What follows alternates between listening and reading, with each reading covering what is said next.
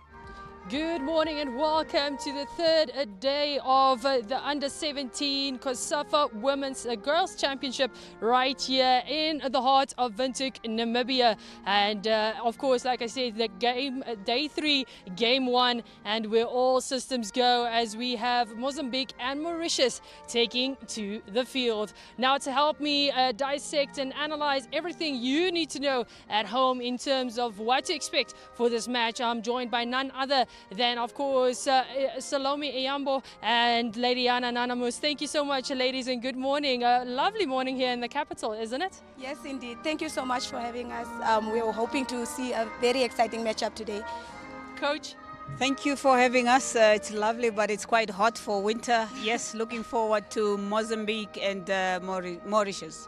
Definitely so. Now let's get off the bat. We know we can touch on the likes of Mozambique first and foremost. Of course, we've seen them in action against the defending champions on the opening day on Saturday.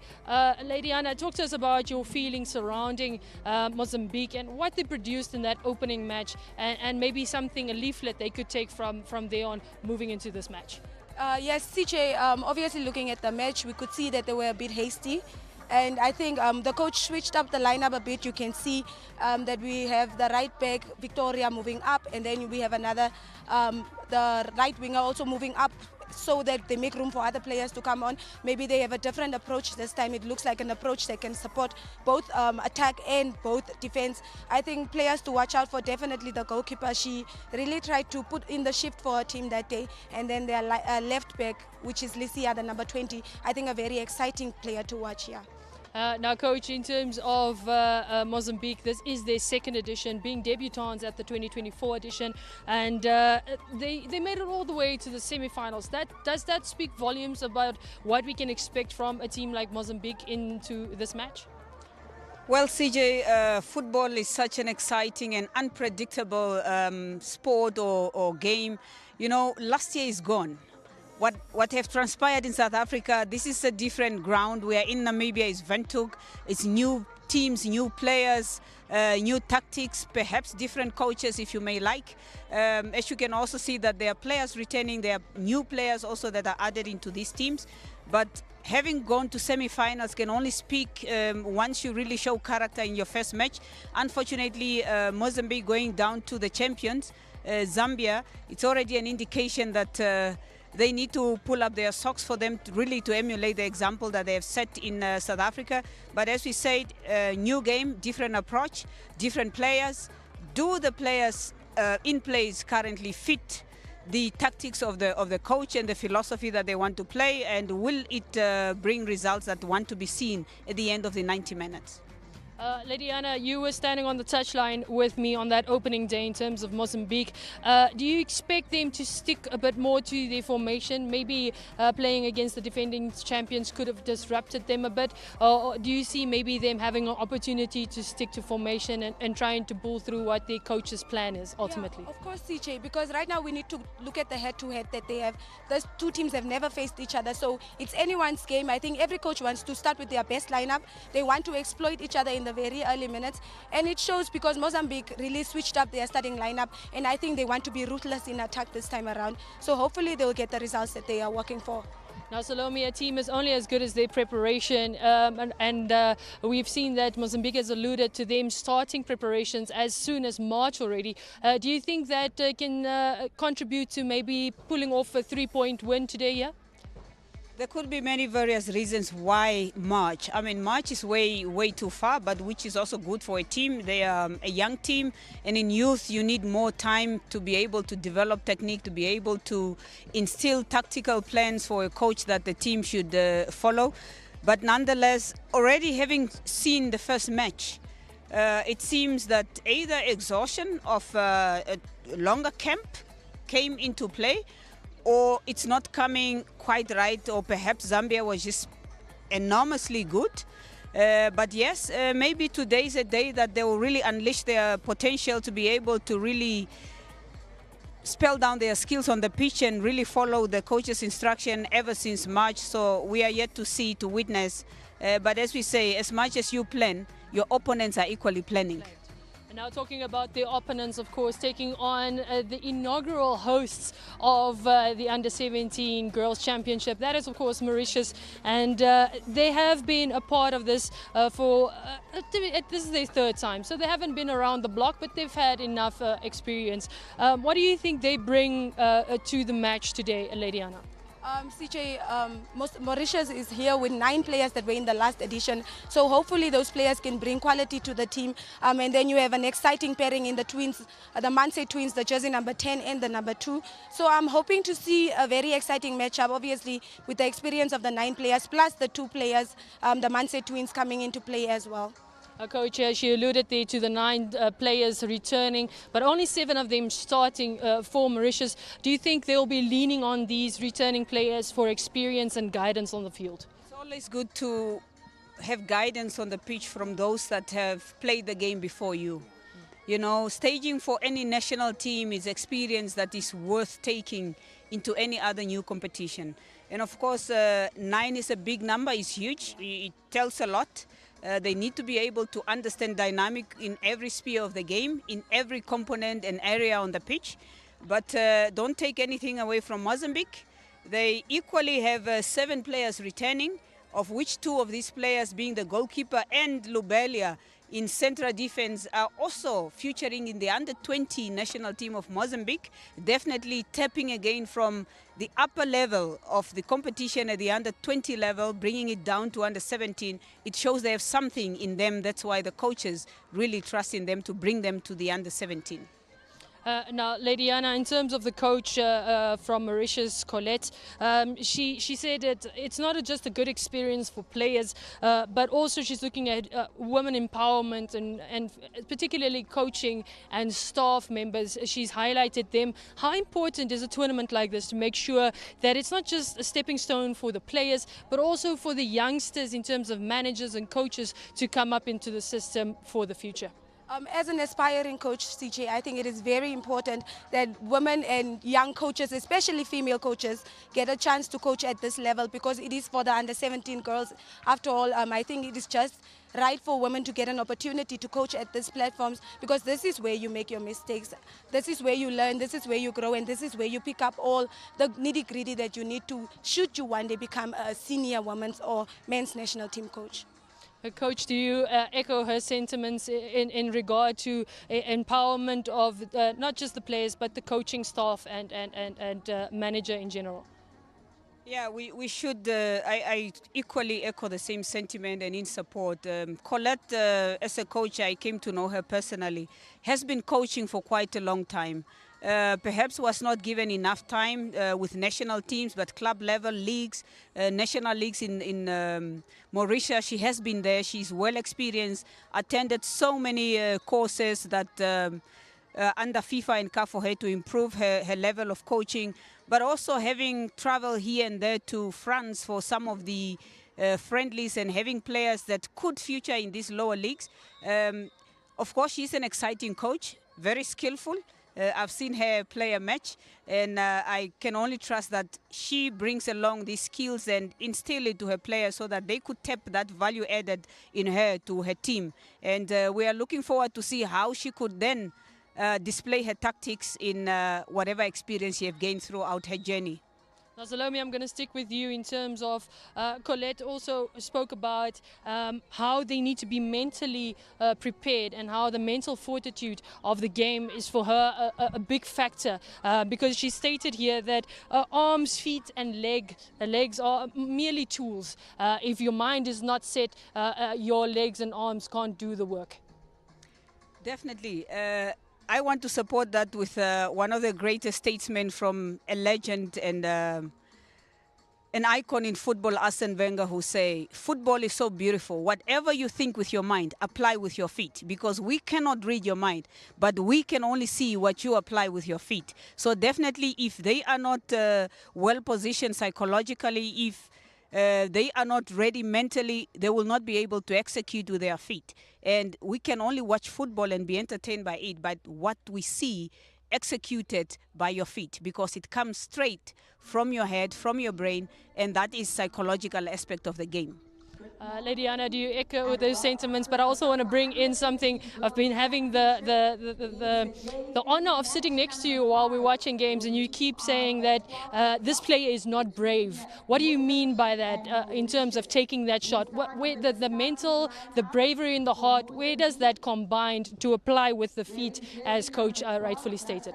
I have played in the junior national teams, both under 17, under 20, and I think football is a team of bravery. It's whoever has the bravest heart that wins. It's whoever is willing to go for the tackle that wins. It is whoever is willing to do the most that wins. With football, you can be talented, but hard work always beats talent at any time and any day.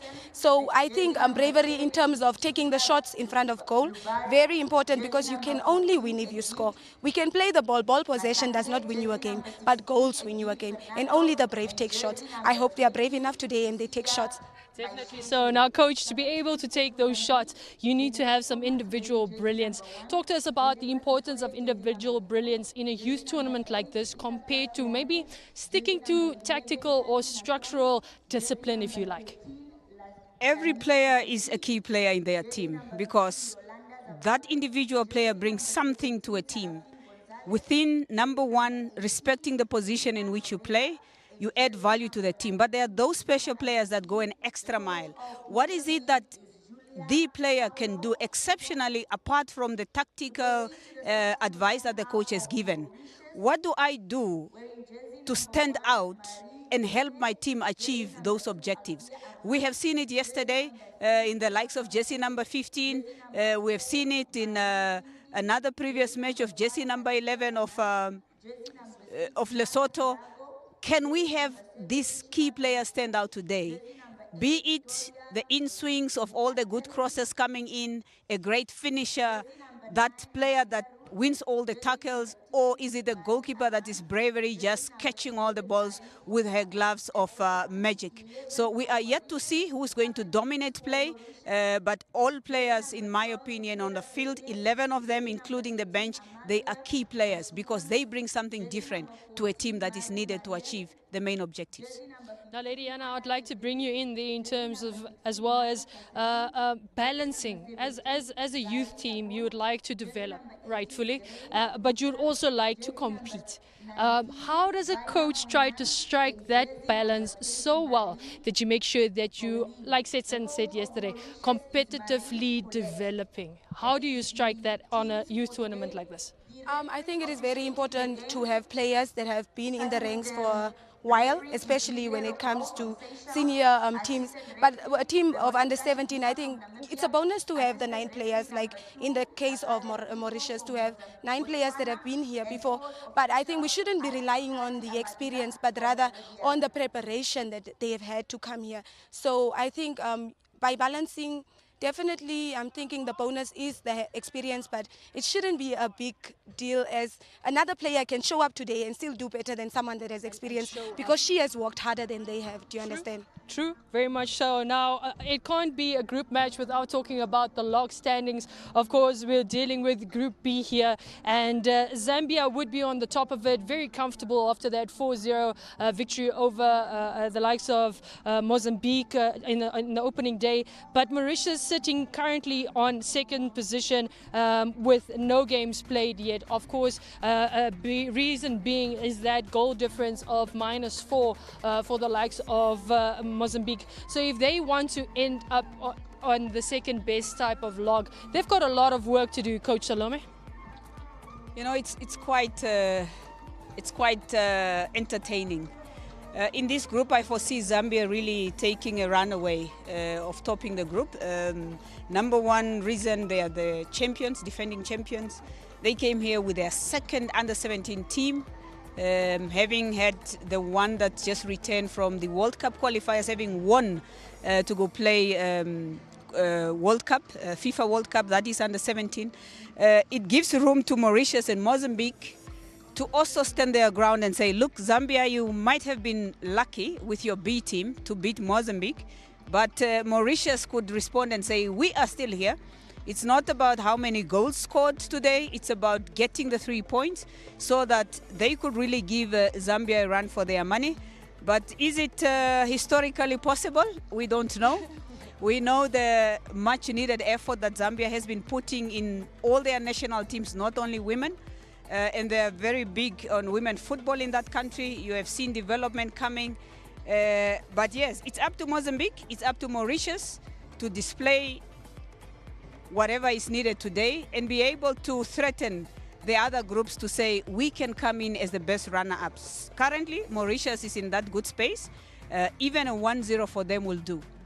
Even a 1-0 for them. Now, before we continue with our touchline analysis, of course, just to our viewers, if you are leaving your sitting room or you're finding yourself very sad at work, we do feel for you because we're out and about here at the field. But not to worry, FIFA Plus has you covered, as well as COSAFA TV, of course, MBC Plus and MBC2, all being able to be in your pocket and reachable as soon as you do need it. Now, in terms of weather, we know that the Comoros coach reflected yesterday that it might have been a bit chilly for his team in terms of playing that late afternoon fixture. But for today's match in this first game, of course, it's a very sunny, great morning here in the capital of Windhoek. Temperatures a fair 15 degrees and the wind just not too much, just 17 kilometers per hour. So it seems like a good day for football indeed, Lady Anna, especially with a bit of a breeze coming through and making sure that you do cool down in this beautiful sunny weather. Yeah, I think it's a lovely day to watch some beautiful football, and I think the players should be enjoying it as well. It was a bit hot 2 days ago, but I think it's a lovely day. The weather should be in each and everyone's favor today. Maybe the grass is a bit thick, but I think they should do well with the weather conditions. Now I'm going to stick with you. 45 minutes, what do we expect? And maybe a score prediction from your side in terms of this opening match for day 3.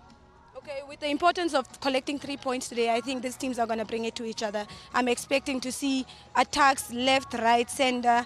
I'm expecting to see goalkeepers in action protecting their teams. I think a 1-1. A 1-1 Yes. for half-time.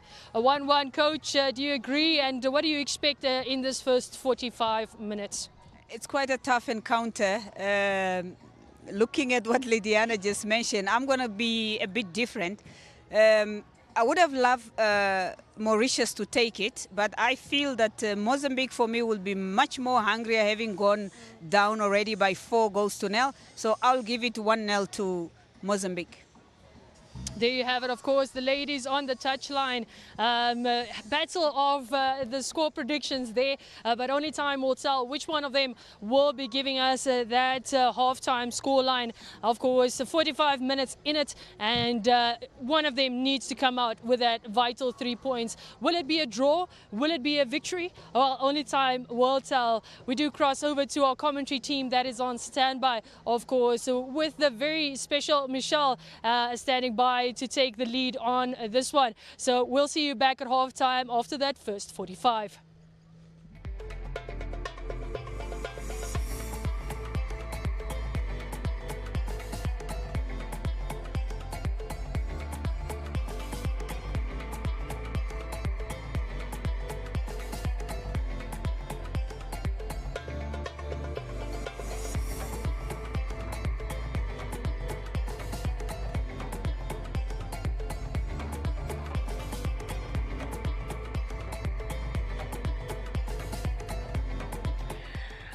So day 3 of this an incredible tournament here, the COSAFA U17 Girls Championship. I am Michelle Shapange, and I'm joined by the lovely Hafeni Ndeitunga. We'll be taking you through proceedings here for this much anticipated fixture. This is Mozambique taking on Mauritius. Mozambique, of course, already having played a game, that opening match against Zambia there, the defending champions, just falling short. They lost 4-0 in that encounter, and they'll be hoping to really bounce back in this one against Mauritius. Now, Mauritius playing their first game of the tournament, and the history is that they have hosted the tournament, the first inaugural one in 2019. But over the years, they've improved a little bit. Of course, last year they didn't get a single victory in that one in Johannesburg, in the COSAFA U17 Championship was hosted there, but they'll be hoping to really bring that energy. I mean, just Hafeni, to bring it to you, perhaps just your expectations in this one. Both teams really vying to be able to qualify for the next round. No, as you can see, it's a very even contest here. Both teams have an equal chance to qualify to the next round. For Mauritius, this is their first game in the tournament, so the expectations for them is they are fresh. They are more prepared now because they've seen Mozambique play. As for Mozambique, they're trying to correct their mistakes from the first game, so hopefully they can correct those mistakes and get the win today.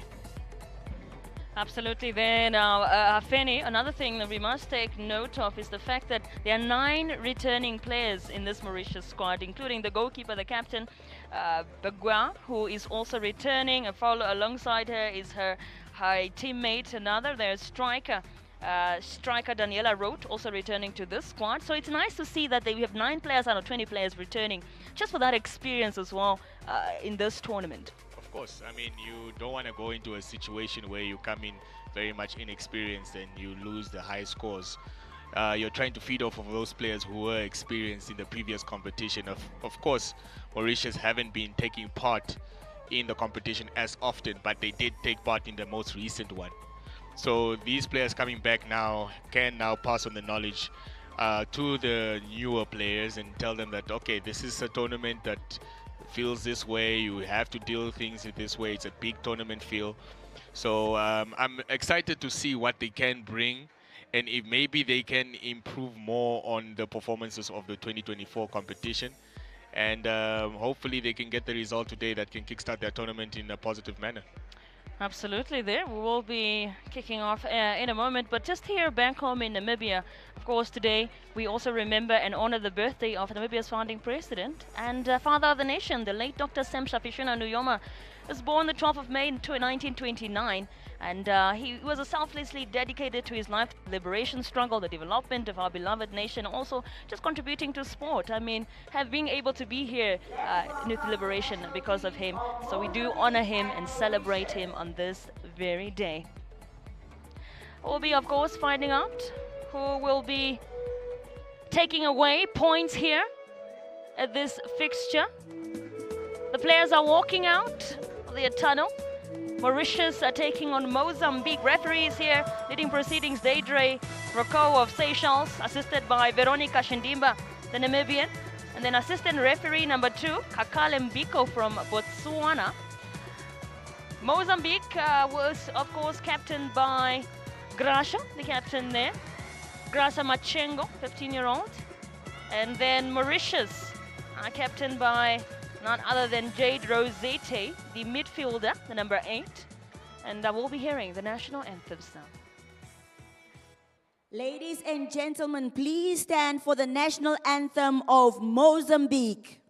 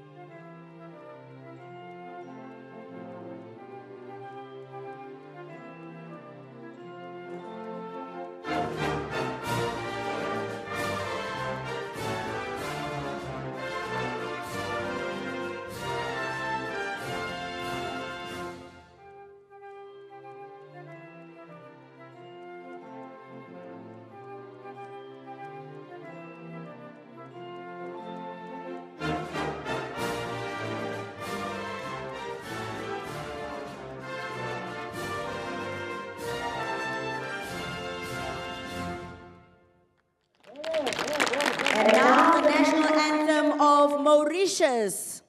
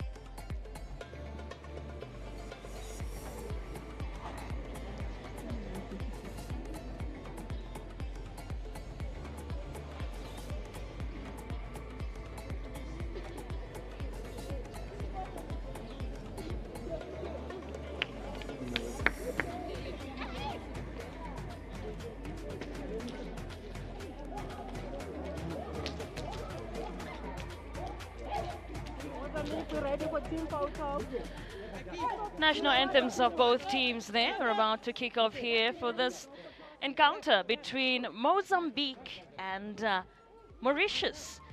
Now Mozambique surprisingly started this tournament, preparing for this tournament in March already. Coach just talking about Coach Julia Fimo there, talking about how only 20% of this year's squad participated in last year's tournament, and they made sure that they started preparations already with the players that live in Maputo. They started with preparations for this one already in March. Aveni, just how important do you think that preparation is? But just before we get into that, looks like there are some of the lineups for Mozambique. Yes, I mean it's very, very important for team chemistry, team cohesion, and to understand the coach's philosophy. As you can see that they are lined up in a situation where it's a 4-2-3-1. They want to play it a bit safe. They don't want to give away too much to the Mauritius lineup, and you can see that they respect it very much. I'm looking forward to seeing Victoria and Fatima will do their work in front, and hopefully they can do the business today. Absolutely. And when we talk about Mozambique, a very attacking side, just having to fall short in that game against Zambia. Hopefully, they'll bring that out more in this one, knowing that Mauritius perhaps will be a little bit more defensive in this one.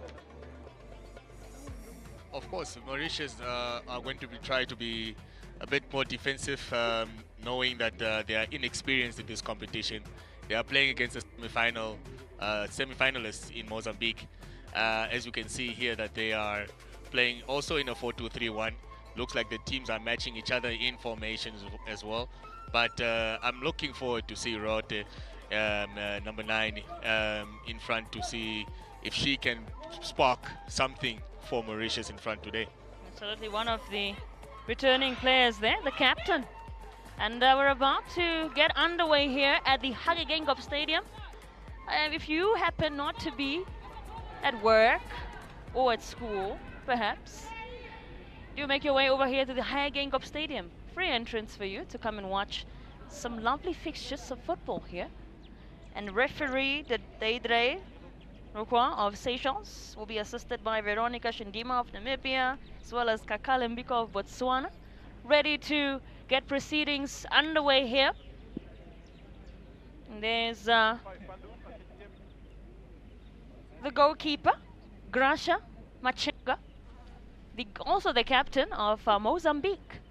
Hoping to be not so busy today as she was in that game against Zambia.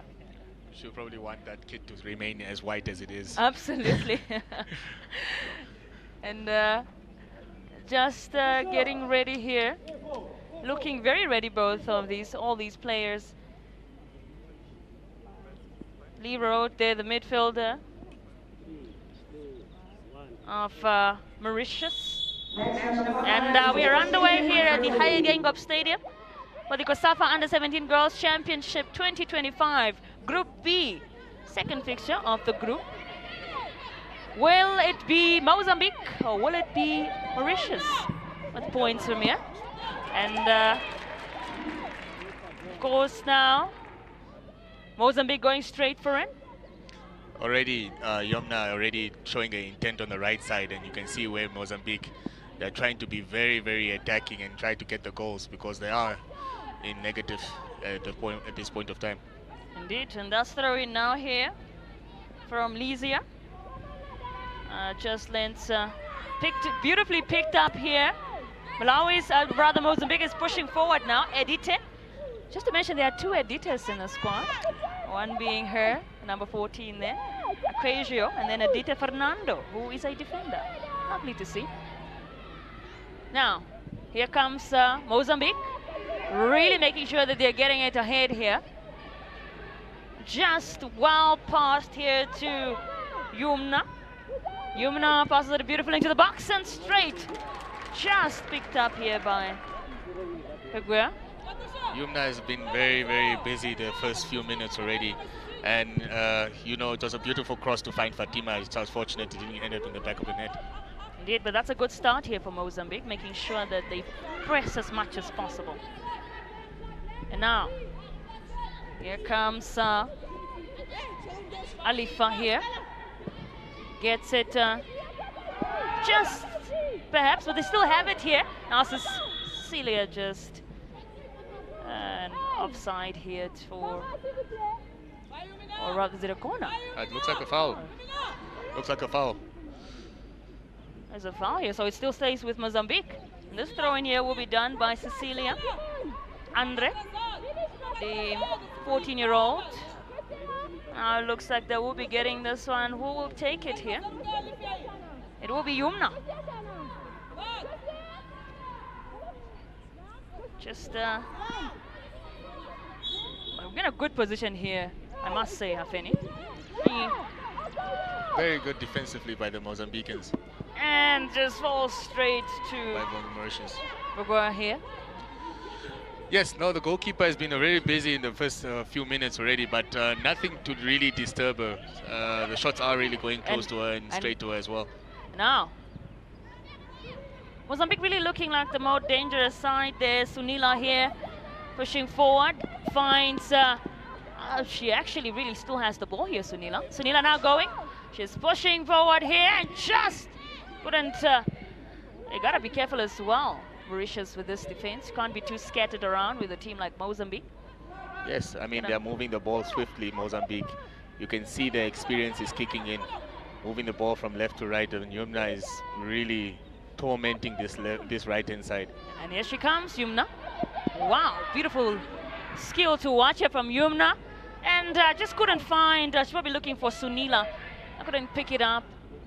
And how important is that? A lot of these players also playing with one another at club level in some of these academies. You can tell when a team has that sort of connection. They have been in camp for like 2 months now, so also says a lot for Mozambique. They're very cohesive. They look like a well-oiled machine. Very much unfortunate that their first game was against Zambia. Yeah. Oh yes, I mean, when you're facing the defending champions in your first game, you wouldn't really want that. Exactly. But they say you've got to beat the best to be the best. And now, Malawi. Still ball very much here with Mozambique, rather. The good thing about Mauritius is that they're still in the game. They look like they are having more of an attacking intent. All right, now Mauritius gets a chance here. Just it's a good up by Marie Oscar. All taken away by Lysia. Now it's a throw-in for Mauritius. It'll be done by Mary Oscar, the midfielder, and she gives it away, rather to Manan, the defender. Can Mauritius capitalize on this, because it was a good move. Unfortunately, it just went out for a throw-in. One thing we've also really learned from this tournament is the importance of set pieces. A lot of these teams being able to really capitalize on those. So I mean, even if you're playing a really good attacking side, if you can at least get something out of a corner or a throw-in or a free kick, I think that also could be an advantage for you. And now, Mauritius got to be careful here at the back when you've got Fatima here going for it, and she is quite dangerous when he finds Yumna. And Yumna here just brought down. What a player Yumna is. Look, she looks like she's the type who would be terrorizing the defense here. Of course, and she is very brave with the ball. Now, she passes it, just taken away by Mauritius. That's Jade, the captain. She manages to just... This was the incident between the two, as Rossetti is really stuck into Yumna. They identified that she is the danger player in this game. And now, that should be a free kick here, perhaps. And a card. Fatima there just really going for it, and then taken by Figaro. Not ideal getting a yellow this early. Absolutely, you wouldn't want to face that. Now the tactics, they can't really get as close as possible to stop this Mozambican side. Mary Figaro there, just maybe a little bit too aggressive. And now, talked about set pieces. And here is this really good free kick in a good position here for Mozambique. And here she takes it down. Just well picked up by Mary, the 15-year-old. That was taken in there by the other Edita Fernando. Good shot from her. I like the confidence by the goalkeeper, eh? Not fazed by this Mozambican side. Really goes for it. And now here, Mozambique still have got the ball here now. Yumna. Yumna finds Cecilia now. Cecilia going for it. She is surrounded, but she'll... I think one of the things that Mauritius have really also got to be careful of is getting in trouble. Perhaps getting too many fouls in there. That can also be dangerous when you're trying to be too defensive. Of course. But it looks like it's working so far. It's 7 minutes gone and they haven't conceded yet. They look like they are very structured and the spaces are not there to exploit. That's a beautiful ball there from Fatima. Fatima just finds... She gave a really wonderful pass to her teammate, but just couldn't... Perhaps she was under pressure there from Manan. And there's the confirmation for that yellow card to Figaro. And now here comes, just falls straight to the hands of Gracia Machengo. That's what you're looking for, that long ball to Raute and Oscar. These are the two players that look like they will be the most dangerous players for Mauritius going forward. Sunila fouled. Sunila fouled here. She is fouled by, should be, Oscar. Well, really, probably wanted to find Sunila in there. A bit too late on the challenge there. But as you said, as you stated earlier, it's a bit tricky giving away these fouls so early. And now here comes Fatima.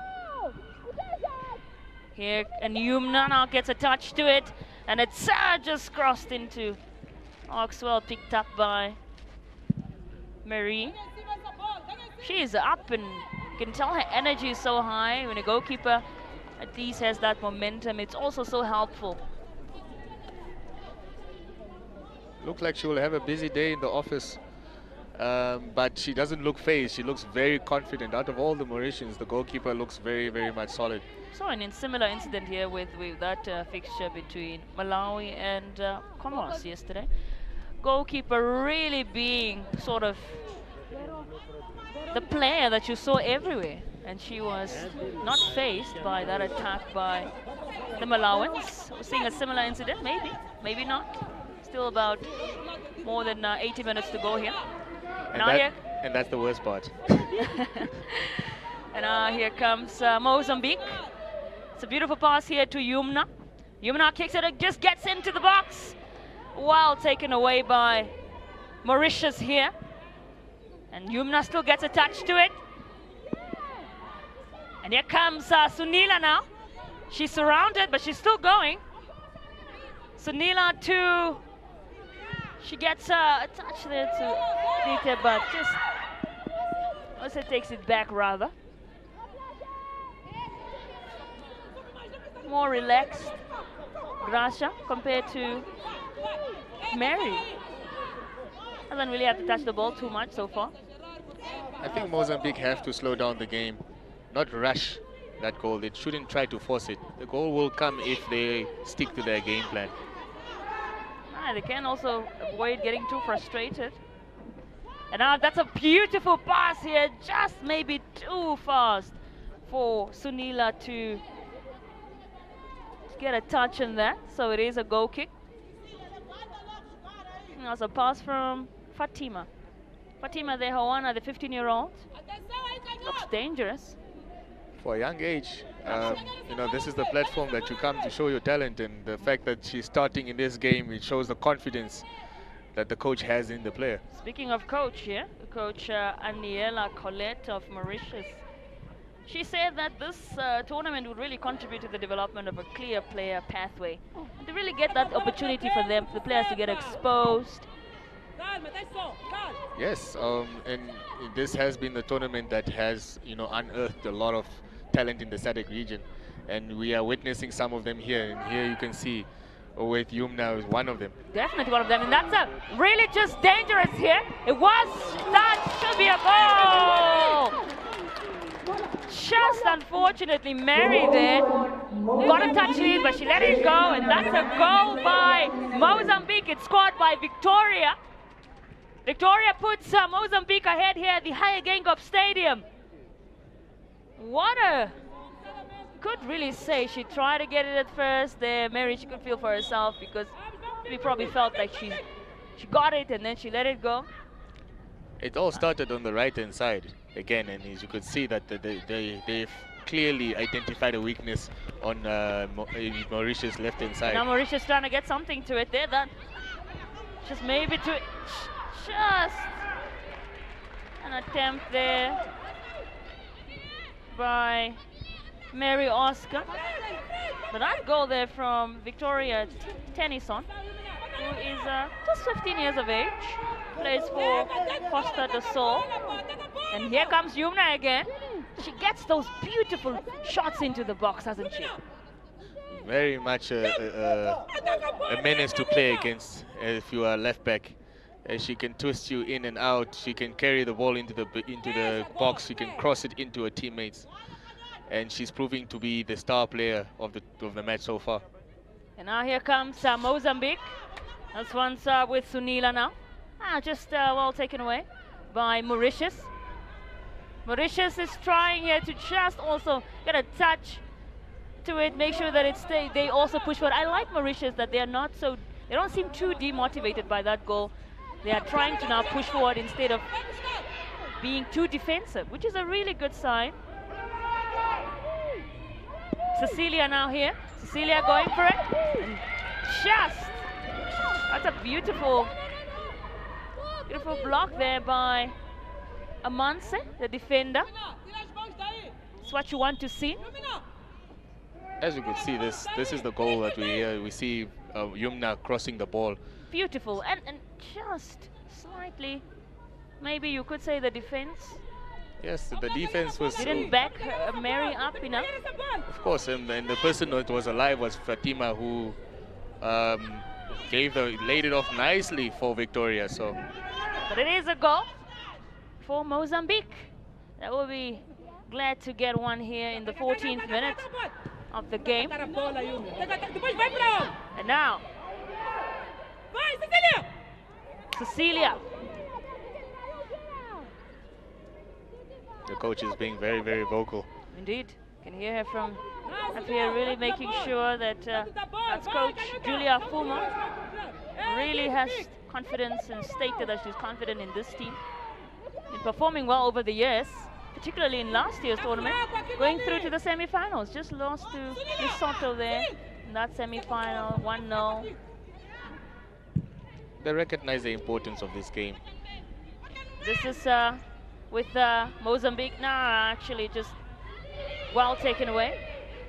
Well, now back to Mozambique. This is Yumna here. Yumna now going for it. Yumna, here comes Yumna, she's going for it. She's surrounded, but she's always so, and what a beautiful skill there from her. Just unable to get hold of, looking for Victoria or Fatima there. I think Yumna, the Mozambicans should kind of read Yumna's runs there, because she's delivering the balls in perfect areas. There's no one there to capitalize. Maybe just positioning as well. It's a bit from the strikers. 2 forwards. Just 1 on though for Mozambique. Victoria, who scored that goal there. It's good for a forward to get the goal. Means she's doing her job. Now, here comes Mozambique now. Taken away by Oscar. And can we just maybe emphasize on Oscar, Mary Oscar there from Mauritius. She's everywhere. The number 11 there. Yes, working very hard on the right side. And you know they're looking for her to be that inspiration going forward. But the problem is the ball is not going to her in a positive sense. She always has to collect it. So hopefully they can turn it around. And Mozambique now here. Beautiful, some beautiful passing here. We're seeing that is Sunila now finds her teammate to just trying maybe to go for it herself. And there's nobody to really pass it on to the box. So you might as well go for it yourself. Exactly. Easier there.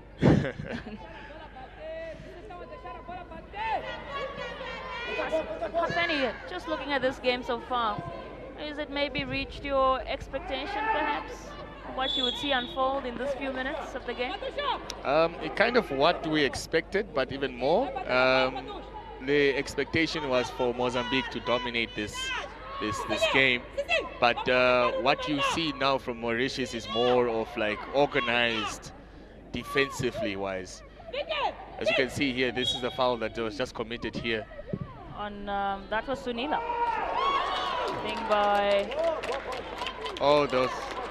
And well, Mozambique have scored here in the blink of an eye. It is 2-0. Mozambique are moving forward.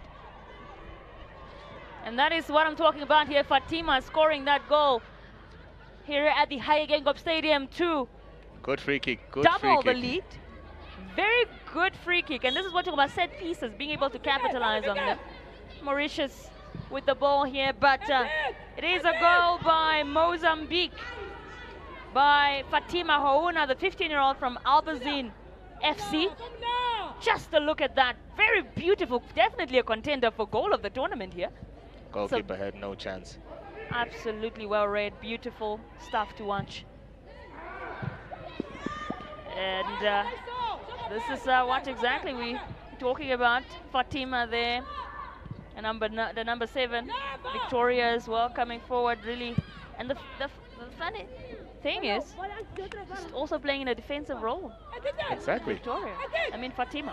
Yes. And yeah, she is. She's got in that goal. Talk about versatility. Yes, and you know, it's very rare to find these players that can play in different positions. And now Fatima's one of them. Yumna has got it here. Got a beautiful pass to Fatima. And now that is Sunila here, just looking for Victoria, but maybe couldn't really get a hold of her. And there she comes in. A beautiful shot on goal there. Beautiful shot on goal there by Sunila, the midfielder. Wow. Alifa. Nicely struck on the half volley. Nicely struck on the half volley, but the goalkeeper was equal to that as well. And wow, what a beautiful pass here to Yumna. Now Yumna going for it here. Looking very dangerous, just well blocked here by Amanse. Yumna really having a blast in this first half. Mauritius need to get it together. They are being opened up here, and they're in 6s and 7s. They need to regroup and try to stop them from scoring, stop Mozambique from scoring even more. Absolutely. And now here comes Mozambique. Yumna now here tries to get into the box, and here comes Mozambique. That's a beautiful, just trying to header it to the back of the net there, but well taken away. And Mozambique, here's the goal scorer Victoria now. Victoria going for it here. Just straight on to Mary. Good crossing again from Yuna. It just looks like Cecilia closed her eyes there when connecting with that header. Indeed. It is exactly 2-0 here at the Hayegengo Stadium. 20 minutes gone in this one.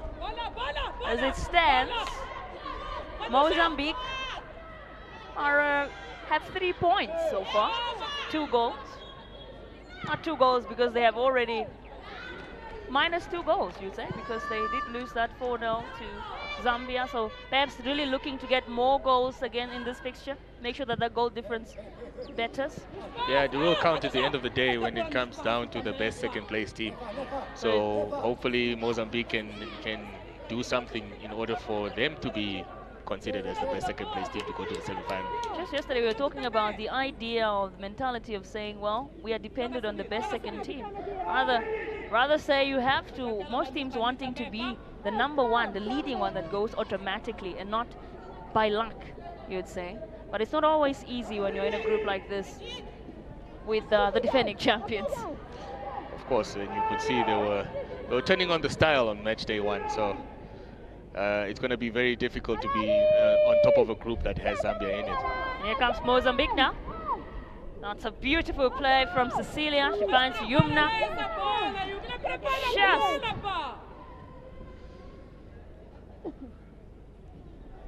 unable to really. More set pieces here for Mozambique. A throw in. And here now, Sunila has got it. She's crossed it into the box here. It's picked up by, here comes Victoria now, unable to get a touch to it, but it's picked, but here is Fatima.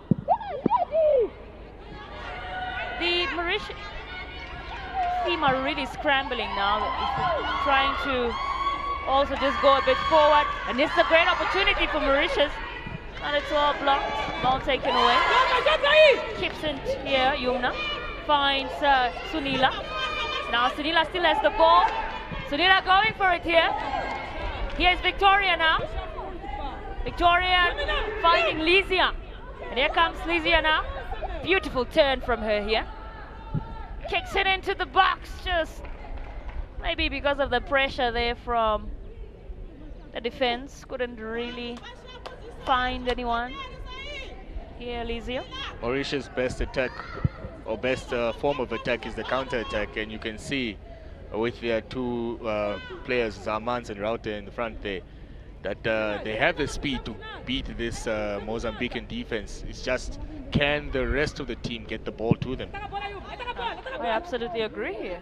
You see some of those plays in when they get the ball and they try to just get a run on it, but just really slows down. And now here's a throw in for Mozambique. That's coming in from Alifa. Alifa now, here comes Cecilia. Cecilia gets it to Yumna, and she's fouled here by Pavade. Really the first time we're getting to see Pavade, the Mauritian defender. You can see Mauritius is trying to get tight onto the Mozambicans, but it's a free kick here for Yumna, perhaps wanting to find the likes of Fatima there, but just... And now, can Mauritius break here? No, they cannot. It's picked up by Yumna. Yumna cannot find Fatima, but Mauritius are still pushing here, really trying to get the box, trying to get to the box. But as you said, they just really struggle to get the ball to the right person, particularly the forward. they have the skills. They have the skills. You could see they strung 3 or 4 passes there, which is very positive. I'm the coach. I'm happy about this. Oh, here And you can comes see they can come. And here they come now. Once again, well taken away. And Sunila now here gets it to, so picked up by Lysia. Lysia now to Sunila still, and she finds Yumna. Yumna getting that run in. Here she comes now. Just cool, composed. Gets it to Fatima. Fatima unable to. She gets a dangerous one here for Mary, but she gets it away. Scary moments for Mauritius. Yumna showing that Kasi flavor on the right wing here, eh? Twisting in and out. Great at it. She's got that kind of play that you want to keep watching. So good at it. Coach Julia Farmer there, just getting instructions to her team. And now this corner kick from Fatima, and it's driven away by Mauritius. The problem is Mauritius haven't been playing bad at all. It's just very much unfortunate that they're 2-0 down. Couldn't agree more here. I wouldn't say they are. They certainly are trying. Yumna now here tries to get into it. Just well picked by Mary Pagua here. That's a beautiful strike from Yumna. She's absolutely on fire. Bila Yumna, the 16-year-old from Kombe FC, and just for possession. It's not surprised, 60% to Mozambique. They have been having more of the ball. And now here comes Sunila. She finds Yumna.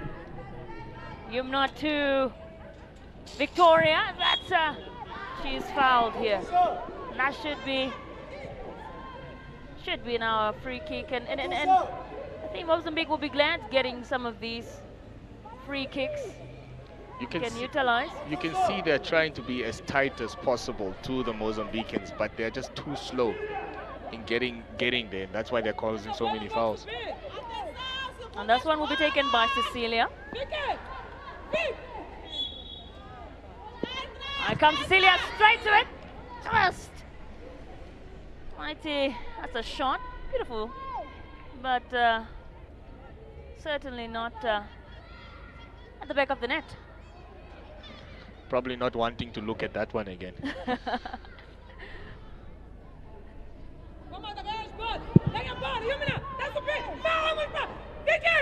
And just trying to get it ahead here, Mauritius. And it's picked up by Mozambique, which is what they would not want to see. And this is once picked up by Victoria. Victoria now to Fatima here. Fatima finds Victoria again. And that's a beautiful Indian ball. Unfortunately, Sunila here fouled. Another foul here. Gotta be careful now, Mauritius. Don't want to give away penalty. Looks like it could be a collision of both players. The Mozambicans are asking questions to the referee. How is that not a penalty? Should be infuriated when your player goes down in the box. Did you say that is a penalty? It looks like a close call. Looks like a close call. But they are asking the questions, and the coach is definitely not happy about it. This is also the opportunity where coaches get to speak to their teams. Water breaks as well. Saying the weather here is not too hot, it's not too cold, it's quite fair. Well, you know, it's Namibia, of course. Unpredictable, really. When the sun is out, it's out. It's really out. Some of these players, coach of yesterday, Comoros, just giving his insights on the weather and how maybe not so used to this sort of chill weather condition and what impact that can have on the players. I think this is a fair weather for both teams. Us looking back at that out there, could have definitely looking back now, you could say Sunila was fouled. Looks like a foul. Looked like a foul from the Mauritius player. But it was also so distracted by that second one there by Amanse. Mozambique would feel hard done by there. Certainly. We also have been seeing in these past few games, Afeni, a lot of injury incidents. In that game there in Namibia with Malawi, we had a few players having to be substituted off because of injuries. Same with yesterday's game we had with Malawi and Comoros. A lot of the Comoros players really, some of them unable to continue even. I mean, we are hoping to not see that because it's not always good. It's never good, actually. As you can see now, Mozambique, or no, it's Mauritius. Mauritius have a player down, and it's one of their experienced defenders, with Samanse there. Unfortunately, out for an injury. Hoping she will be not too seriously injured. But 30 minutes gone here at the Hagengop Stadium, and it stands Mozambique in the lead, still 2-0. Those goals coming in, one there from Victoria, the number 9, and then a free kick by Fatima. So great stuff to see so far. Now Mauritius really trying to get the ball forward, and just should be a throw in here.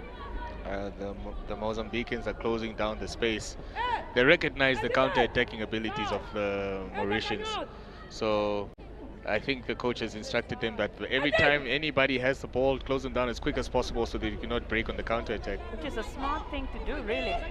Now here comes Victoria. Victoria finds, there she is again, Victoria going for it now, yet will she be stopped? That's now looking, that should be a penalty there, Afeni, perhaps? Probably the referee saw it as a collision rather than an attempt on a that foul. Would be frustrating for some of the Mozambican players, but also could have been a collision between the two players. Perhaps a shout for penalty there from the Mozambican side. And just have a look at that very closely. And Victoria was just going for it, and ooh, There was no attempt to play the ball, and that they'll was feel straight a to hard her. done by again. Yes, definitely straight to her there. It was a powerful run from Victoria, beating 2 or 3 players. You can see that they really couldn't cope with the pace, and it was just a last-minute touch from Victoria, and her legs were taken out. And unfortunately for Mozambique, it's not a penalty, and the scoreline remains 2-0. Victoria Tennyson there with that first goal. She's 15 years of age, plays for Costa do Sol. And she'll be probably disappointed with that one, but still 2-0 up, Mozambique. They get and now Yumna here. Yumna to Sunila. Sunila now here finding Cecilia. Cecilia to Fatima. Just back to Cecilia now. Finds Yumna, and Yumna, here comes, she comes now. Wow, what a beautiful box in there. She finds just well blocked there. Would have been straight to the back of the net, that looked like. It's picked up. But Mozambique are still going here. Mozambique are still going now. Good ball rotation by the Mozambicans. Connecting the passes, they are now into the game, switching the ball from left to right. Good crossing, just unfortunately didn't end up into or lead up to a goal. Absolutely, now that's a throw in here for Mauritius. Got picked up by Figaro, but couldn't really keep it up. So Mozambique here with Sunila. Sunila try to... Oh, those are the type of mistakes you don't want to make with a counter-attacking team like Mauritius. Now Yumna picks it up here. Passes it to Victoria. Victoria just... Oh, she still has it here. Victoria is going for it now. She's up against two. She finds just again a cross in from Victoria here. She's trying to probably, maybe Fatima just a little bit too late with that run there into the box.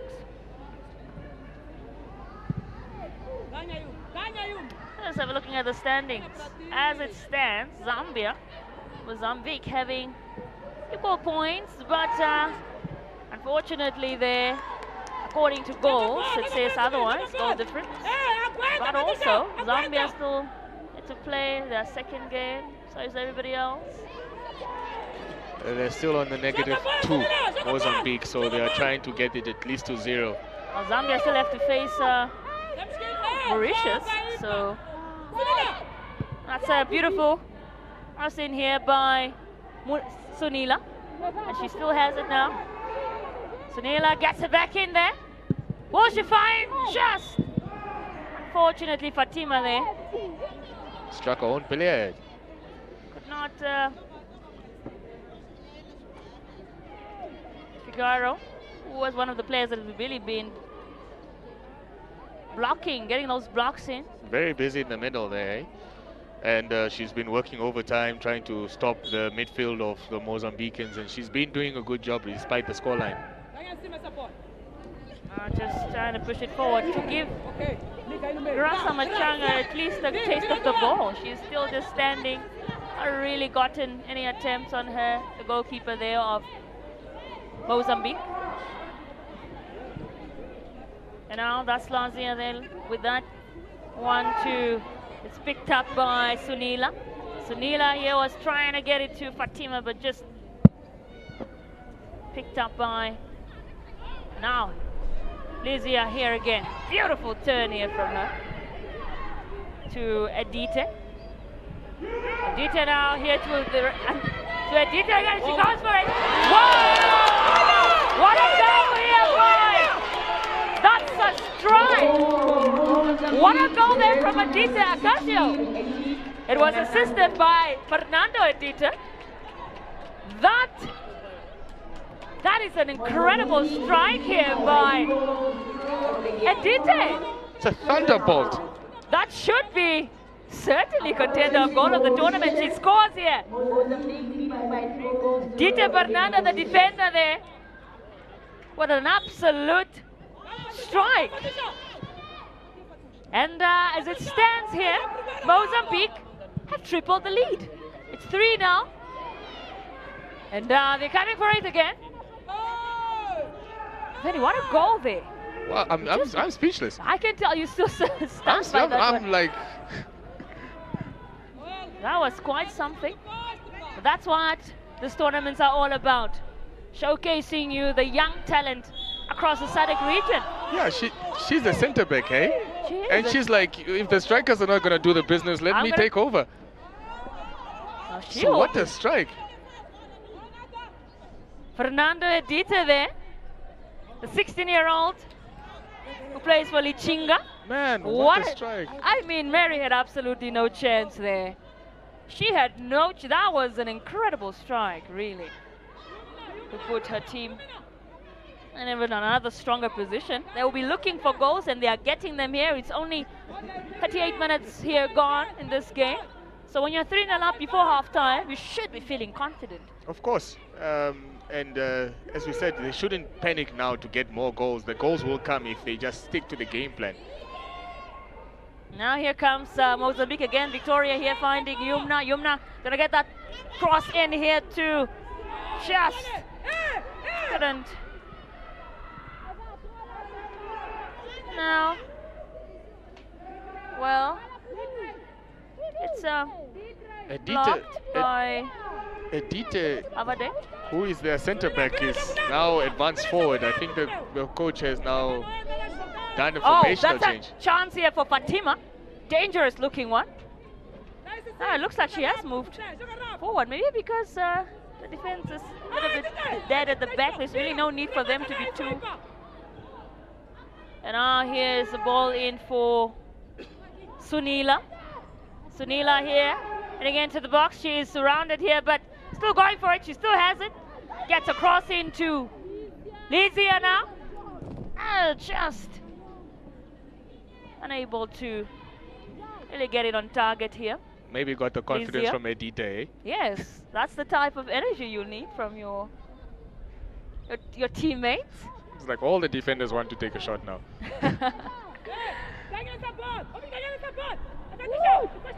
Maybe, hopefully, Mauritius can also get that sort of confidence or motivation. Let's hear the captain, Rosete. But it's picked up still here by Mozambique. He is still going for it. Mozambique not stopping anytime soon, it looks like. Yumna now here. Yumna with that beautiful set of play. What a player she is. Just taken away by Duchu, but wow. Did you see that, Afeni? How beautiful was that? She's been a bit quiet. I think we've low-key forgotten about her after the goal, but now she's showing us that she's the player that she really is. That's an attempt there by Cecilia. Cecilia also, she's a midfielder.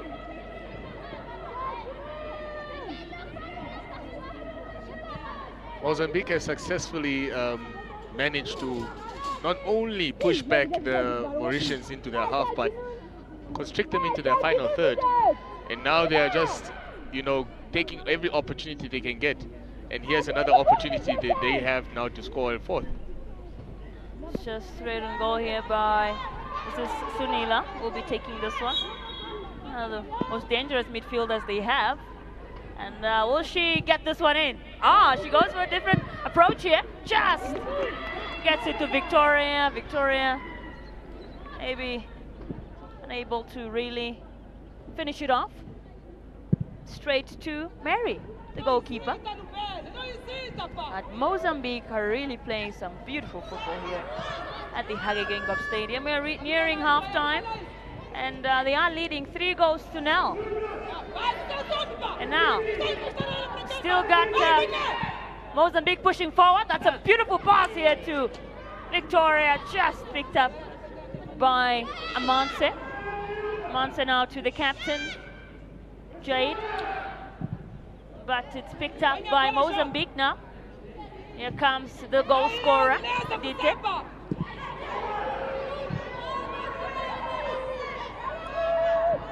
Perhaps trying to get it to Grasha for her to get a taste of the ball. Still hasn't. One thing the Mozambicans should not do is underestimate or be too comfortable, because it only takes one of these balls to go through and the score gets uncomfortable again.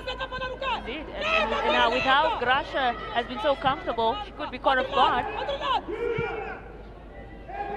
Here comes now Mozambique. Sunila here gets it beautifully to Yumna. Now Yumna in the box here. Well blocked by Amanse. You got to talk about Amanse, who has been really getting these wonderful blocks in.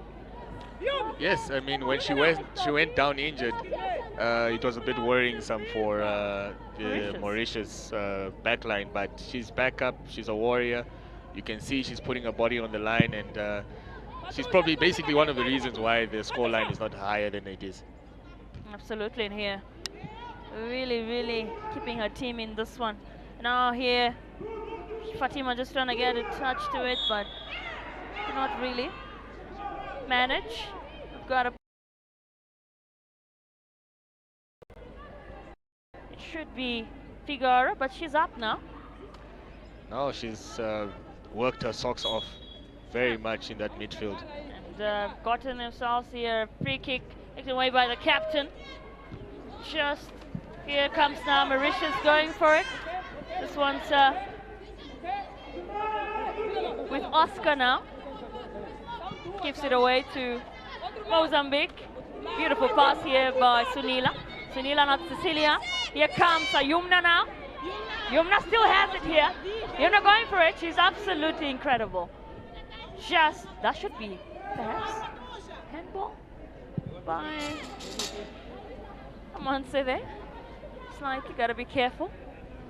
Atlizia now here with the ball to Victoria.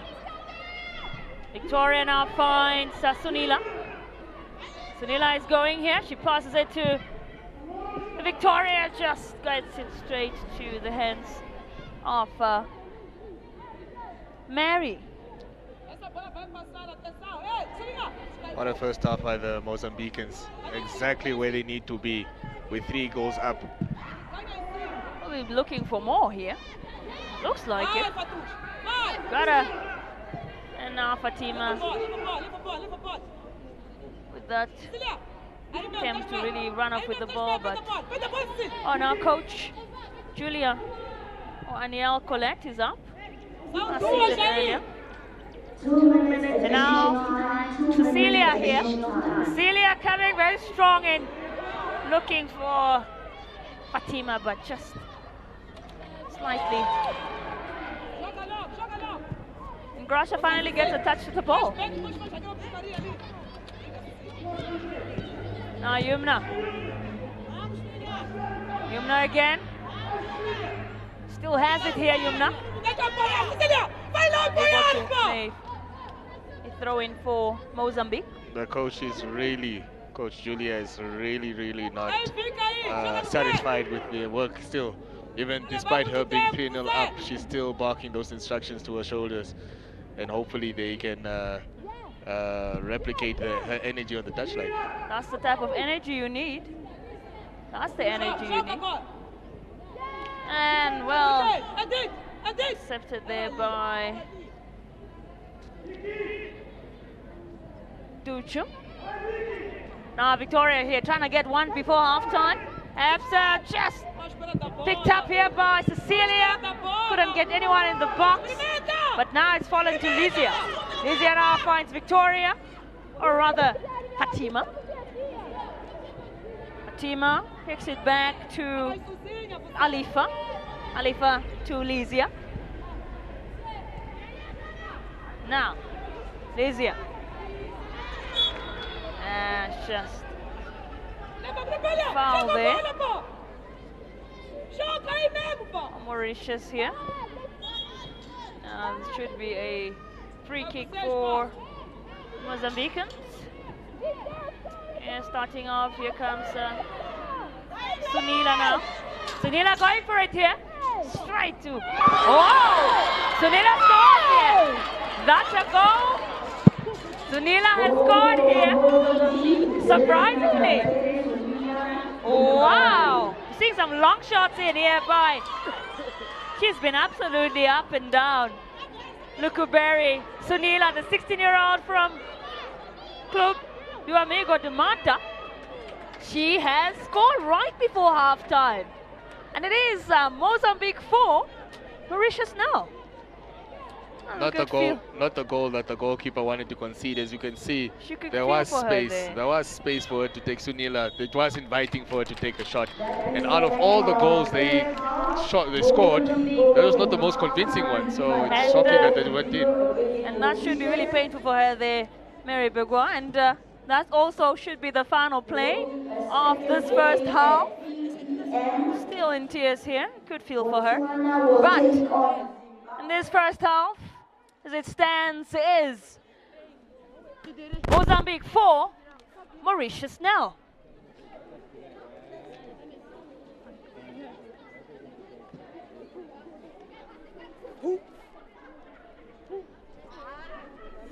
Stay tuned for your second half here. And I will be crossing over. That will be for your halftime analysis.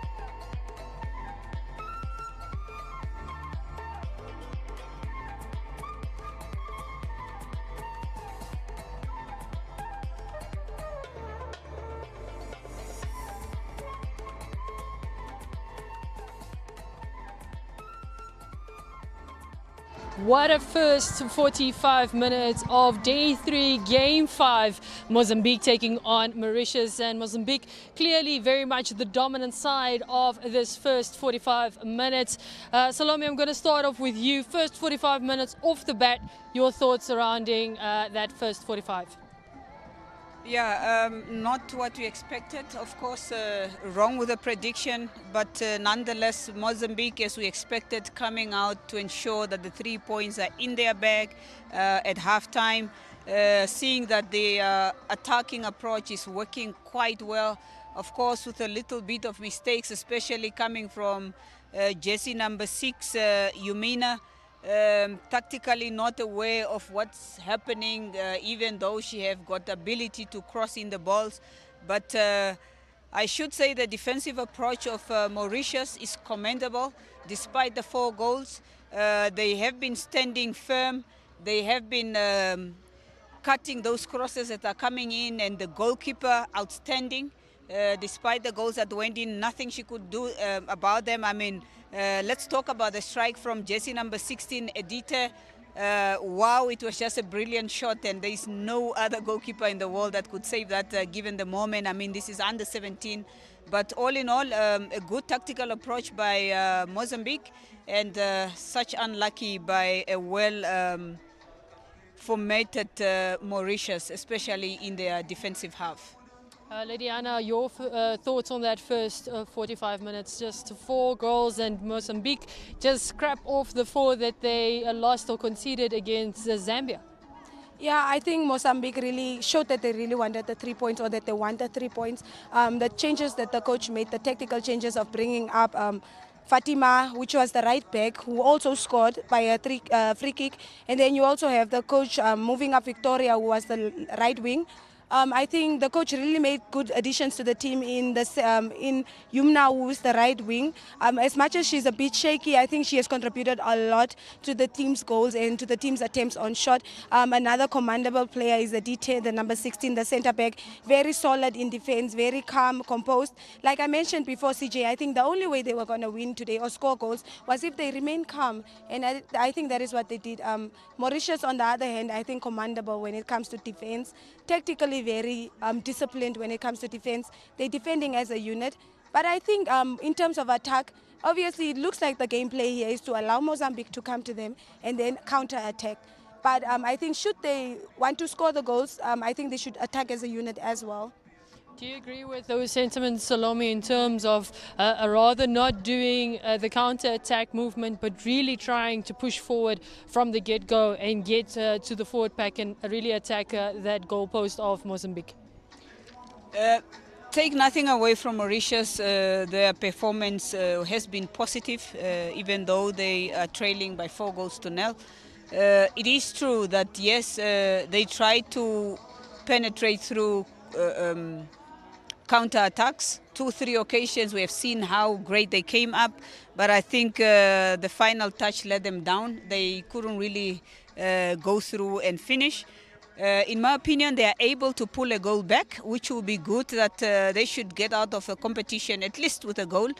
You can't be a whole team of 20 players and not at least having bank a goal, shot on target, neither getting a goal. It will be to their advantage. It will motivate the players to come out in such, because as much as Mozambique is scoring goals, the 3 counter-attacks we saw show that their defense is not the best solid defense. I mean, it was already exposed by Zambia in the opening match, so anything can happen here.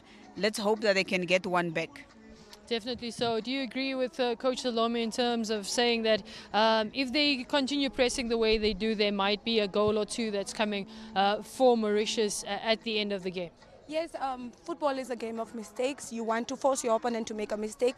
They will make mistakes. I think Mauritius should just keep on working hard and giving Mozambique a run for their money, because a goal for them would really give them some sort of solitude. It would boost their confidence going into the next match. And I think you just want to not do bad when it comes to group stages. Obviously, it's a learning curve, but it's a game of mistakes. You want to force them to make mistakes. Now talk to us about the energy. Do you think that Mauritius does have the energy to bounce back? A lot of youngsters, young teams normally damp their heads and bow down and just give up on the fight. Do you think they look like a team that could still stick into the fight and pull it through? Yes, definitely. They fought from the first minute to the 45th minute. You can see these girls want to win. They want to show something here, you know. These girls are very physical as well. You can see everyone has a very brave heart here. I think it needs to pay off with a goal. They just need to work a little harder and it will pay off. Now, Salome, we do have the stats on the screen there for our viewers, of course. 4-0, the difference at the 45-minute mark. But clearly, we can see Mozambique has really been the dominant side. 16 goal attempts with 9 shots on target. With Mauritius, just with the 1 attempt, with it not being on target. And then the fouls, you can also see that Mozambique has been the one pressing forward, because they've got 11 fouls against them to the one of Mauritius. So what do you make of those stats? Are they a true reflection? Could they change in the last 45? Definitely a true reflection of the game. We saw that the ball was always in the Mauritians half, because Mozambique is really pressing for goals. 16 could have been more if some of their players were really tactically aware of getting into the box instead of running wide, especially on the right. There's nothing you can do about the fouls, but also just to single out the foul that happened on the 29th minute, you know, in the box of the Mauritius half, when Jesse number 2 got injured of Mauritius.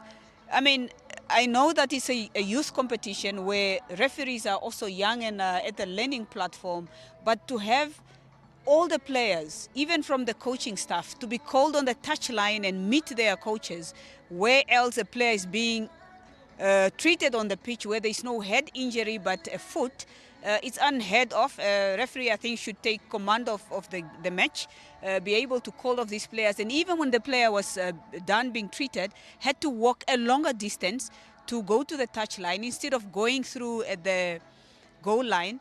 It's something that the referees must also work on, and the coaches need to educate also their players to do that. Should the referee really be in charge of the match and control it, some of these fouls will be reduced and cannot happen, because if you don't take command already in the beginning to indicate your stand to the players to say, if you do this, this is what I get, I warn you, and they will continue to do this and this, because after that, every second, third player would get a knock and go down, get a knock and go down. And that is not what we want to see. We want to see football having advantage play and football being exciting so that the game is ongoing and not being stopped unnecessarily. Now, before we continue, just in terms of that 60-40 percentage in terms of possession, we can see that there must be something that Mauritius is still doing, because they still have 40% of the ball position. So talk to us about just that and what else they can capitalize on going into this last 45 and trying to at least dampen that goal difference by the end of the match. I think Mauritius is really trying to also play, but you can see that their game plan here is just to be sound in defense, not to rush in pressing, and just allow Mozambique to bring the play to them.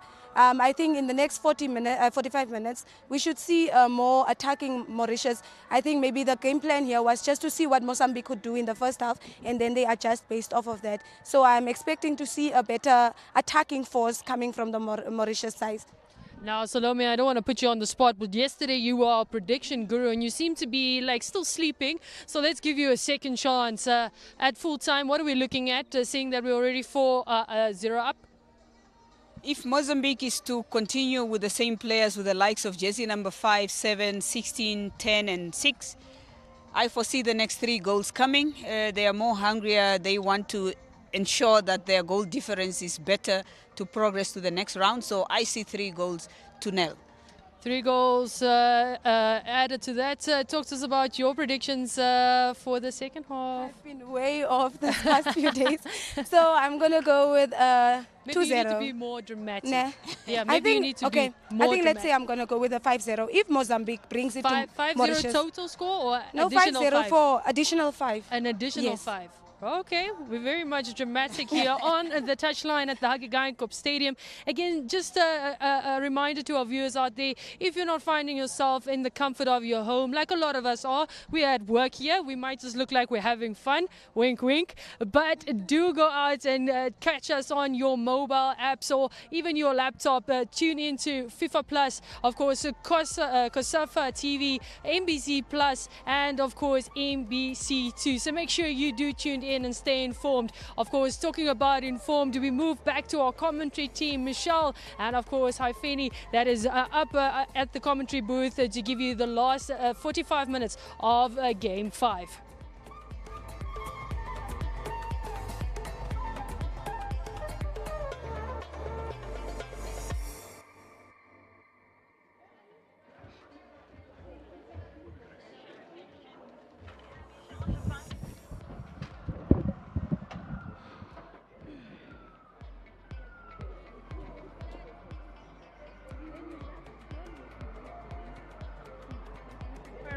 Underway here.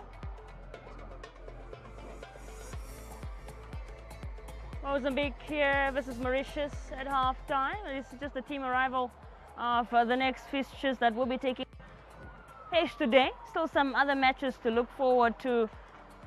Of course, here Botswana taking on Zimbabwe. That's for Group C. Later on. But Hafeni, just maybe what you made of that first half.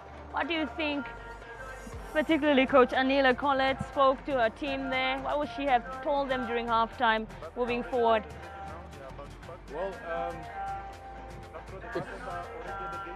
for Mauritius, you just have to try and reduce the score line and not concede any more goals. For Mozambique, you are exactly where you want to be. You got the 4 goals to make it a 0 goal difference. Now it's time for you to move from there. And we are about to kick off here in this second half. Mauritius in the first kick of the game. Will Mauritius produce some sort of comeback here, or Mozambique continue their dominance in this second half? We'll find out. We are live here at the Kickoff Stadium. If you can make your way to enjoy a good afternoon of football, you can do so. It is absolutely free entrance here. And now,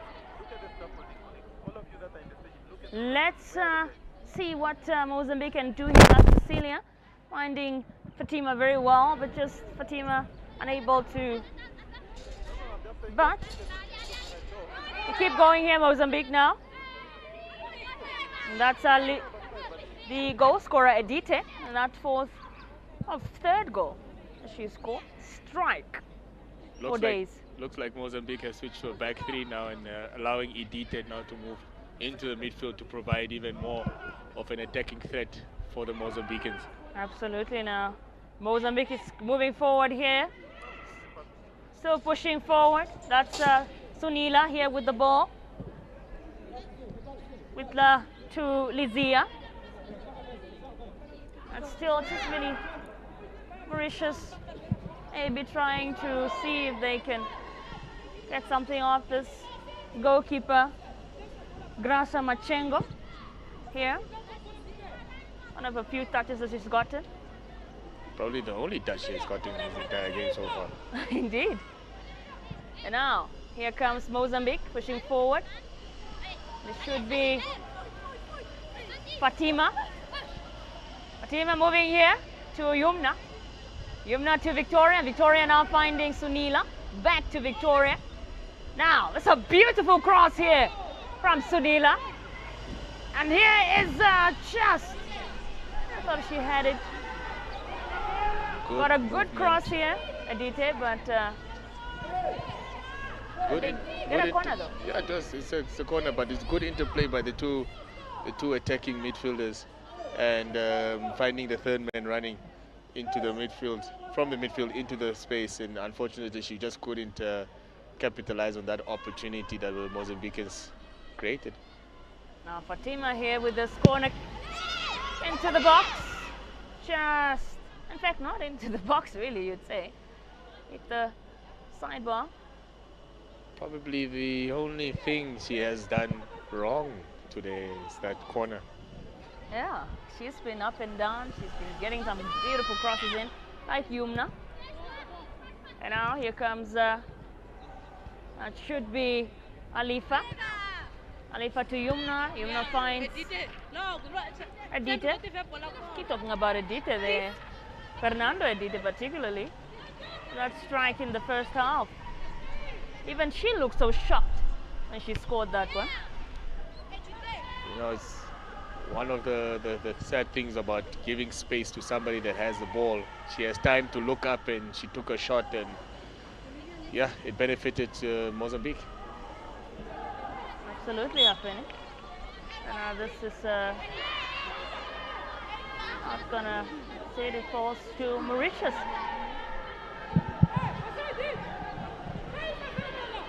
And this is a throw-in now for Mauritius by Pavade. The captain now gets a hold of it, trying to really just, problem is they get the ball, but they're just unable to move it forward, which is a bit frustrating, should be frustrating for them. They're still a bit too slow on the ball, the Mauritians. Hopefully they can string a bit more passes like they were doing in the first half, but now it needs to end in an end product, which is now getting the ball behind the defense for them to score. Maran with a wonderful block there. It's a corner kick for another one for Mozambique. Don't want to get in too many set pieces. This is where goals also come from. I think we've already gotten two goals from set pieces. Now Mozambique here. Not where they want to be. the Mauritians. Gets into the box. Not yet. Sunila here. Sunila to Lizia. Back to Lizia. Now, gets hold of Cecilia. Cecilia going into the box here. She comes. She finds Adite. Adite just misses there. What a save. Wonderful attempt there by Adite. What a save by the goalkeeper. That looked like it was definite a goal, but she obviously made up for that mistake she made in the first half, and she picked herself up and she looks confident again. Indeed. Wonderful save there from Mary Bikwe of Mauritius. We saw there from, I think that was Adite, a bit frustrated with that one because she thought she got it. Here's a corner kick from Mozambique here. It's picked up by Lizia, just unable to really get anything off from it really. Now Mauritius have a chance to break here. I can't really. It's picked up by Alifa.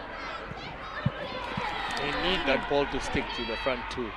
They're just playing the ball too much into the space, and they want that ball to go into their feet so they can run across the defense. That's the looking back at that chance there for Mozambique coming from Edite. Well saved. The goalkeeper got a touch to that, and that's quite. She's up though. You know, Mozambique trying to just go for it. I think now they're just really making sure they're trying to get as many goals as possible here. Mozambique. That's Fatima with that attempt.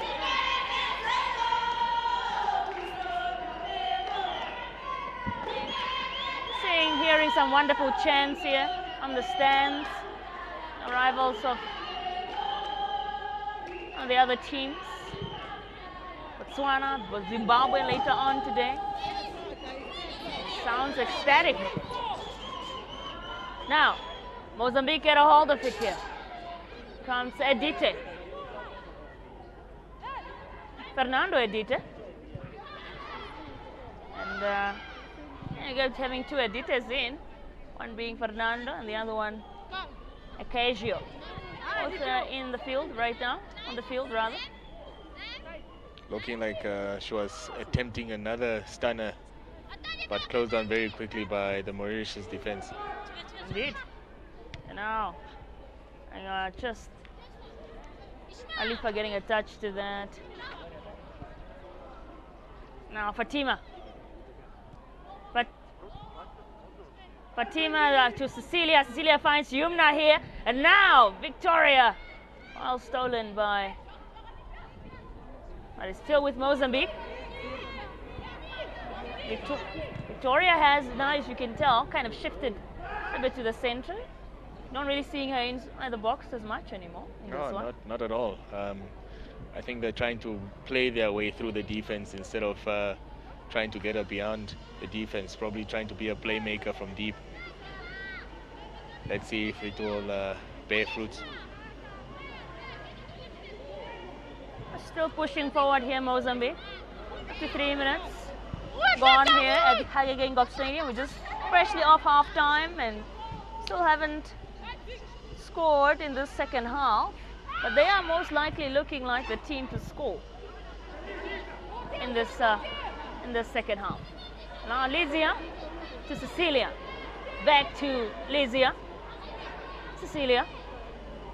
Fatima. Sunila. And now Edite. Edite finds Yumna. Yumna pushing forward here. Yumna into the box and she finds, unfortunately, just picked up by, but Victoria has got it. She tries to attempt. And Victoria just off target.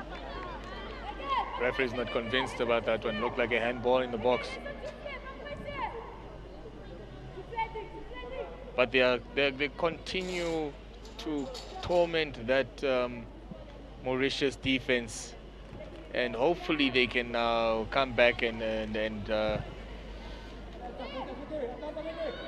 and sort themselves out, because Mauritius, they need a goal. They need a goal from somewhere. Could it come from this player? Now, they are still pushing forward here, Mozambique. It's Edita, Acacia. And it's a corner. Yesterday we called the game against Malawi versus Comoros the game of set pieces. Maybe is one living up to that standard as well. Of course, of course, of course. Especially for Mozambique. And now, Mozambique here with the corner. Just really, oh well, it's picked up here by Cecilia. And Cecilia to Edita now. That should be shouts for a handball here by Edita, but referee says play on. And now here comes Fatima. The Mozambicans are probably wondering what they have to do to get a penalty here. They're trying everything, throwing the kitchen sink, asking the referee, yo. Do something. Do something. It did look like a handball there. Now there's a great chance for just straight to Mary here there by Fatima. But they're not complaining. They're winning 4-0 anyway, so. Maybe you might as well say, well, we want it, but not too desperate. Exactly. But they will also appreciate having as many goals as possible. Would be a different story if it was 4-0 to Mauritius, though. Then they wouldn't be accepting all these non-favorable calls for penalties. Here comes Yuna now with this one. Another handball. I think that's becoming a bit of a, well, it'll be frustrating for the Mozambicans really here. Let's see this chance again. It was a nice save by the goalkeeper. Not a convincing shot, but goalkeeper still does the job. Just make sure that she's watching it and keeping her team in this game.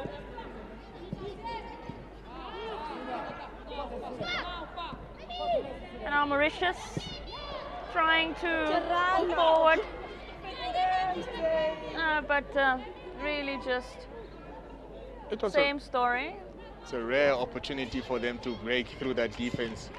They did string good passes. It was a good flow of the ball, but the final pass let them down once again. Now here the ball with Sunila. Sunila really also one of the most versatile players we've seen today. But Victoria picks it up nicely, but unable to really keep it up. But nonetheless, it's a throw-in for Mozambique.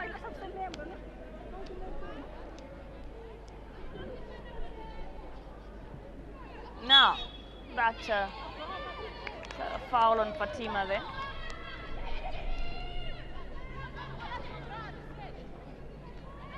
It should be. We do have Duchu, who's down. Looks like she's in pain. Looks like a bit of cramp, right? Maybe medics coming on. Today we haven't really seen the medics as active as in the previous matches we've had, day 1 and day 2. But they're on here now, tending to Ishma Duchu, the 16-year-old who plays for Liverpool Academy, and there's just coach Anil. Colette, what do you think she would be feeling right now at this very moment in time? You know, a bit sad or upset that her game plan didn't turn out the way she wanted it to be, but she should be a little bit proud for a nation that doesn't really take part in these tournaments all the time. They're not doing bad. They're defensively looking good. I think the only thing that let Mauritius down is the fact that the final pass is not there for their strikers to capitalize. But it's lessons. Hopefully she can take this and be better for the game against Zambia. Indeed. And that's a game where you know you have to be better, playing the defending champions. A really tough one there for them. Looks like the kit is still cleaned by the goalkeeper. Eh? Yes. She's still sitting, I want to say standing. She might as well sit down for a few minutes. But yes, nearly 60 minutes gone here in this encounter between the two sides, and Mozambique still in the lead. And here is a free kick for Mozambique. Just wonderful touch here from, that should be Adite. She's still moving here, Adite, but unable to really hit perhaps the way she would have wanted it in the back of the net. Adite's positional change has now forced Mozambique to be even more attacking in this sense. And that was a good chance. She should be disappointed with that one. And now, falls to Mozambique here. It's just could have been very dangerous had there been a player like Fatima or Yumna. Grab that one away. But luckily now Mauritius here get a chance to break just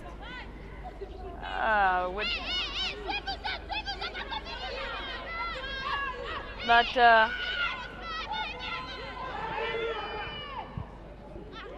now here comes Fatima. This in that should be what a wonderful strike. Just it's the post there from Victoria. How frustrating that could that be probably.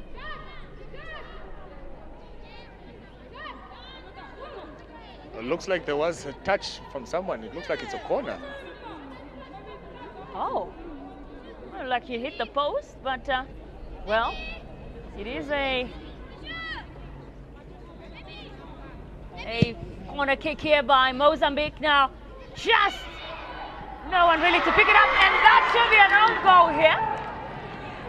That's an own goal. Oh my goodness.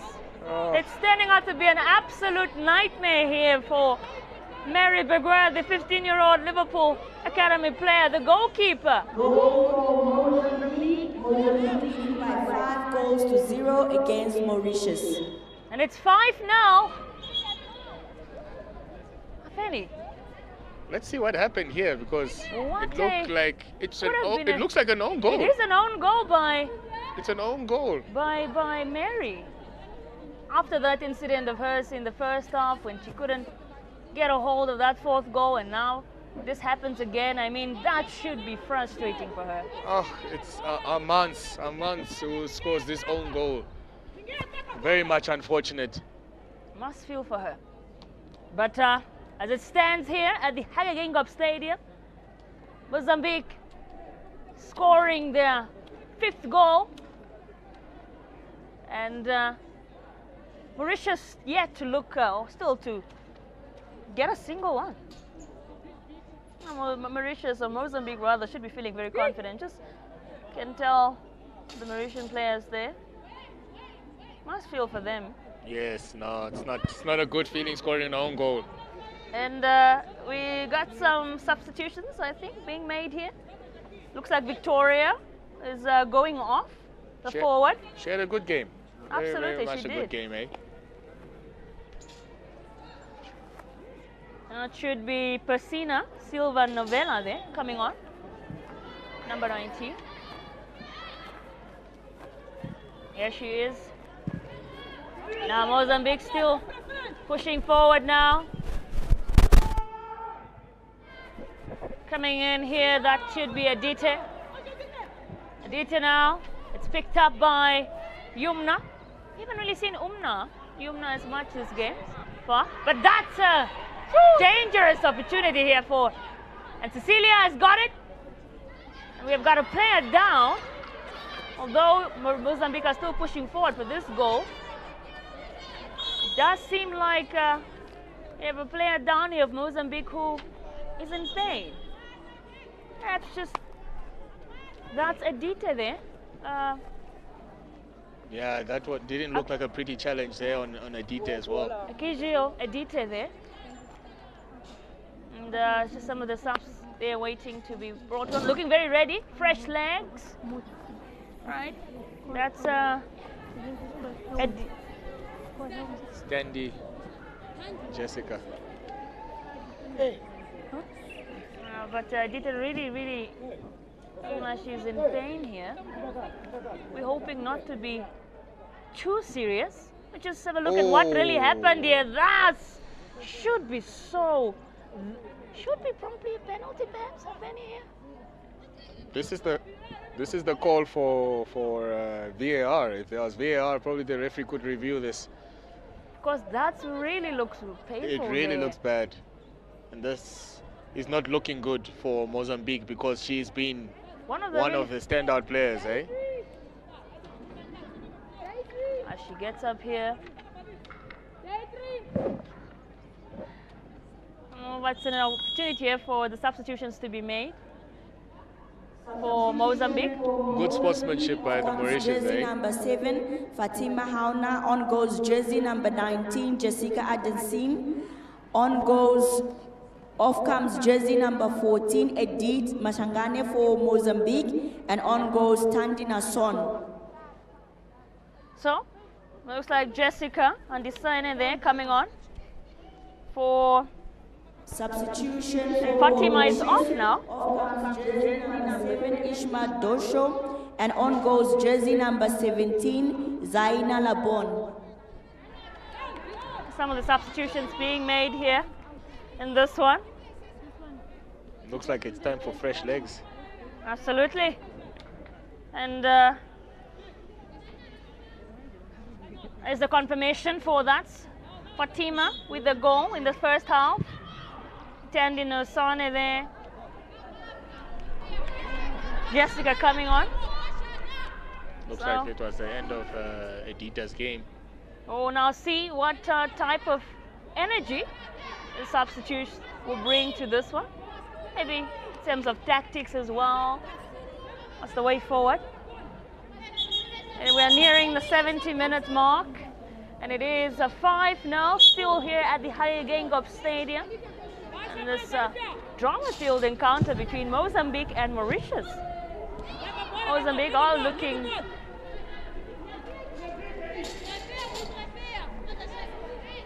Fatima now on the bench there, who just came on. Had a great game. I think Fatima really had a wonderful game, getting her goal. I think for the coaches, I mean, it's job done. They got the 5 goals. They're in a positive goal difference. Yeah, it's time to give more now players a chance to showcase why they should be starting the game. Jessica here, the substitute player, coming for it, going for it, and that's a goal here! That's a goal! My goodness! It comes from Yumna. She finally gets her goal. She's really had a wonderful game. As she scores the 6th one. Bila Yumna, the 16-year-old from Kobe FC, has put more confidence here, I would say.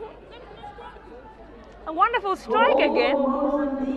Like you were saying, we're trying to see where she was going to join the party. Look at that touch. Fantastic one, and she just dinks it over the goalkeeper, who had no chance at all. Absolutely no chance for her there. That's the type of player you want to see from a player like Yumna. She has been doing all of these tricks the whole game. Finally, it pays off. But Mozambique really going for it here now. Mauritius looking for just perhaps a very weak pass. Mozambique get it back here. Looking more and more confident. It seems like the more they score, the more hungry they even become, Mozambique. Mauritius had a good chance there on a counter-attack, and it's been the story of the game. The final pass is not there for them. Yumna now just looked like she was fouled or got hurt a little bit, but she's up now. Here she comes. Here comes Cecilia now to Sunila. Sunila going straight right here. Will she find Edita now here with a chance? Just on a sidebar. Another one. I think this is the second time she's done a similar shot, but unable to get that second goal that she's probably really looking for in this one. But Mozambique are looking like hungry for more goals. The more goals, the better for them. Yes, yeah, now they're in a positive 2. They're trying to get that second place, secure that second place, and you know, make sure that no other team in the competition can catch them in terms of goal difference. Absolutely. Penny, maybe just watching so far this game, what have you made of the tactical, from a tactical point of view, when you watch that lineup there from Mozambique? Do you think it played off really well? Well, they came with a game plan. I think in the first half they were more patient. They moved the ball more often around, and they were not desperate, and they scored 4 goals. But yeah, the tactics game. So now here is Mozambique going forward. Just what a wonderful goal here, picked up. Well, that's an offside. Should be a. Oh, assistant referee says no. Well, saved by the bell. Is that what you would say? Yeah. The newly substitute there coming on, and she. Yeah, as Christina? I was saying, it's just the tactics went according to plan for them, and hopefully now they can hopefully qualify for the next round, and you know, improve on this performance and make sure that they are the force to be reckoned with in this tournament. You know, looking at an opportunity like that worries you. I mean, that, by the way, also being the highest score line we have seen so far in this tournament. So they can keep it up, perhaps get more goals. They can keep going here now. Just, well, not too good to be a goal. But as I was saying, that's just the highest score we have seen so far this tournament. Let's see this offside. Good touches, good touch. Oh, yes, she was offside at the time. Certainly. Great eye there by the time the ball was played, she was offside slightly. And now, Mozambique still pushing forward here. Yumna now. Just, again, off target there. I think a lot of the players now trying to go individual. You know, this is also as much as this is a team tournament. I mean, players are also vying for their own individual accolades. Player of the tournament, top goal scorer, goal of the. We won all these ones as well. Yes, and then everybody wants to get that international goal. So you can see everybody wants to join the party. And everyone wants to get a goal of the tournament that could possibly be nominated for a Puskas Award. Oh, now known as the Marta Award. You never know. But here comes Cecilia now. Pushing forward, she finds Yumna. Yumna going. Yumna here now. Here is Edith. That should be actually a goal by Jessica. It's Jessica Andisen. She has scored here. 7 now. Wow. What a wonderful goal here. Saw it coming really. And they have scored here. Number 11, Tandi Nason. Mozambique leading by 7 goals to 0 You can really see the against frustration on Mauritius. Mary's face here. What an incredible, we call it goal raining game here. Goal galore. It's not even it's not a position that you want to be if you are a Mauritius supporter. But it stands here. Mozambique 7, Mauritius 0. Still a record-breaking score for this tournament so far, this year's edition. So Mozambique still pushing. They really want to have as many goals. They want to get back those goals they got from Zambia. You can tell that was the aim, and they're certainly doing so well. Victoria now here to Edite. Just really unable to get anything from it. Very clever to throw in that foul there from Edite. And Use then the body to shield the ball, and she now gets a free kick in a favorable position for her team. As it stands now, Mozambique still being in the lead there with that goal difference. So, as I said, the more goals, the better here for Mozambique. This one looks like it will be taken by Alifia. Alifa here. Or is it Oh no, it's actually not Alifa taking this one. Straight to goal here, just was a great shot on goal. But really the pace at which she went to, power on that ball. Just looking back at that chance here. See that Yumna cross. Yeah, that it and just a good finish in the box there. Yumna using her skill, composure. the way she and that turn from her too, incredible stuff to watch. And just finishes it off here. Well executed finish. Absolutely by Nasone there, Tandi Nasone. I'll be very pleased with that one. She scores a goal. She's a substitute. The 15-year-old from Cosmos FC. Now she is going to give the coach even more headaches. If they manage to get to the semi-finals, she'll be like, Coach, I also put in a goal. Absolutely. So I should be starting then. That's why it's also important to do this sort of rotational, sort of starting lineup. Now,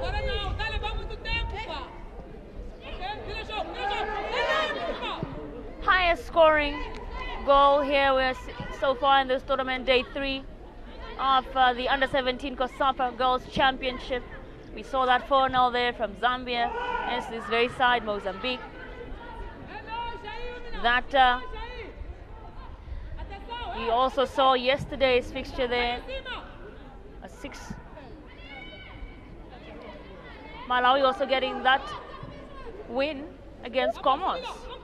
But now, Mozambique, 7 goals up here, 7-0. Also be happy they haven't conceded a single goal. That's always another exciting thing. The defense did so well to neutralize the Mauritius attacking line.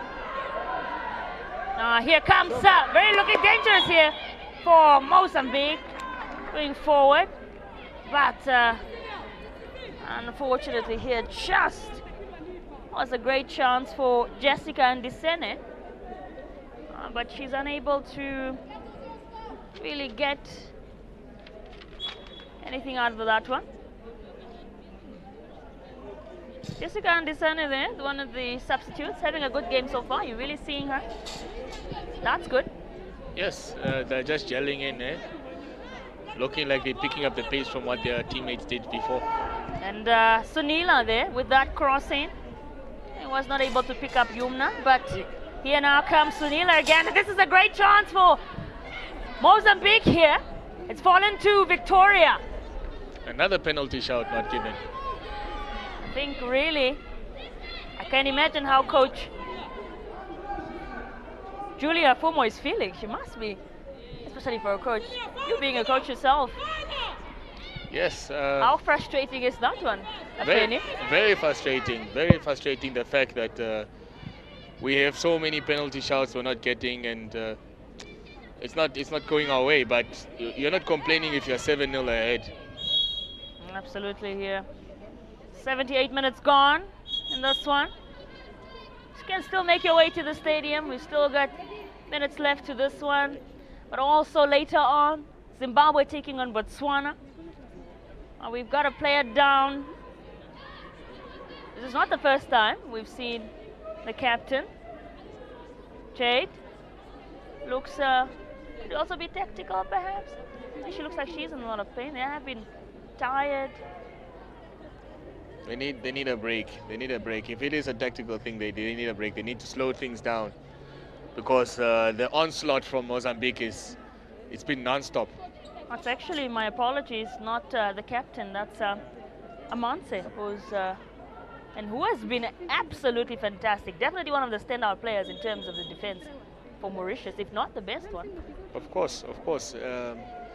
She's been throwing her body on the line to block every shot, every attempt from the Mozambicans, and if it wasn't for her and the rest of her back line, it would have been a higher scoreline than it is already. And Mozambique are still pushing forward here now. This one falls to Edita. Edita here, just with a straight to Pegu. It's a complete overload by the Mozambicans in the box of the Mauritius of the Mauritians. I'm trying to maybe just see if perhaps they can get at least a consolation goal from here. Mauritians.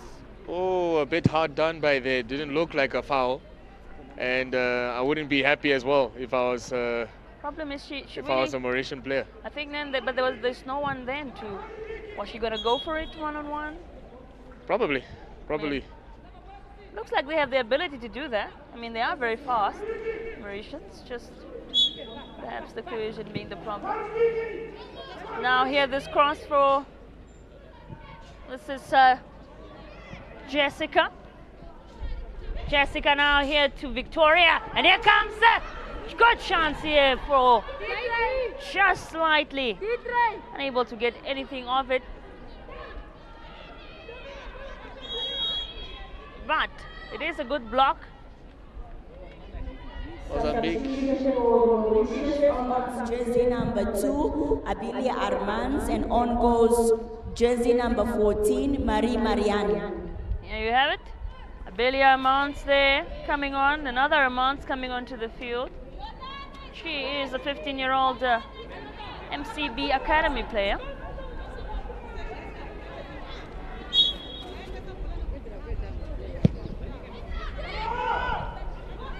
And now, Mozambique still looking for that 8th goal, perhaps 9th or even 10th.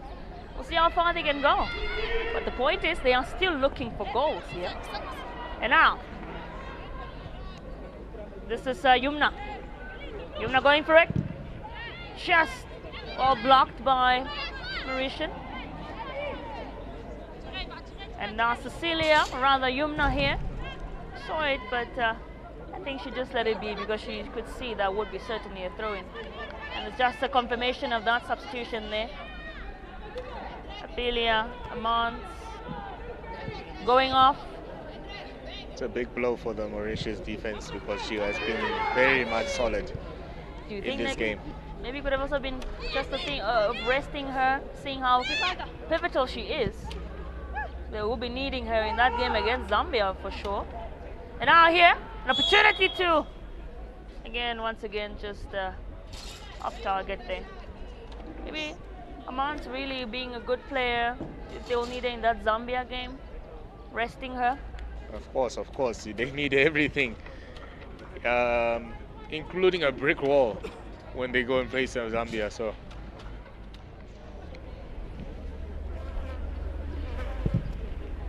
that's a wonderful kick in here to just falls to Sunila. Sunila now, Victoria here, and Edita going for it, just trying to get a similar goal to the one that she scored in the first half. It looked exactly like that from that particular position. So I'm going to rule her out at all. About 7 minutes or so to go here, normal time.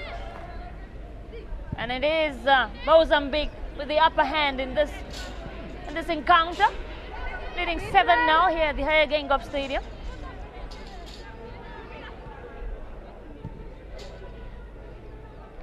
good movement of the ball.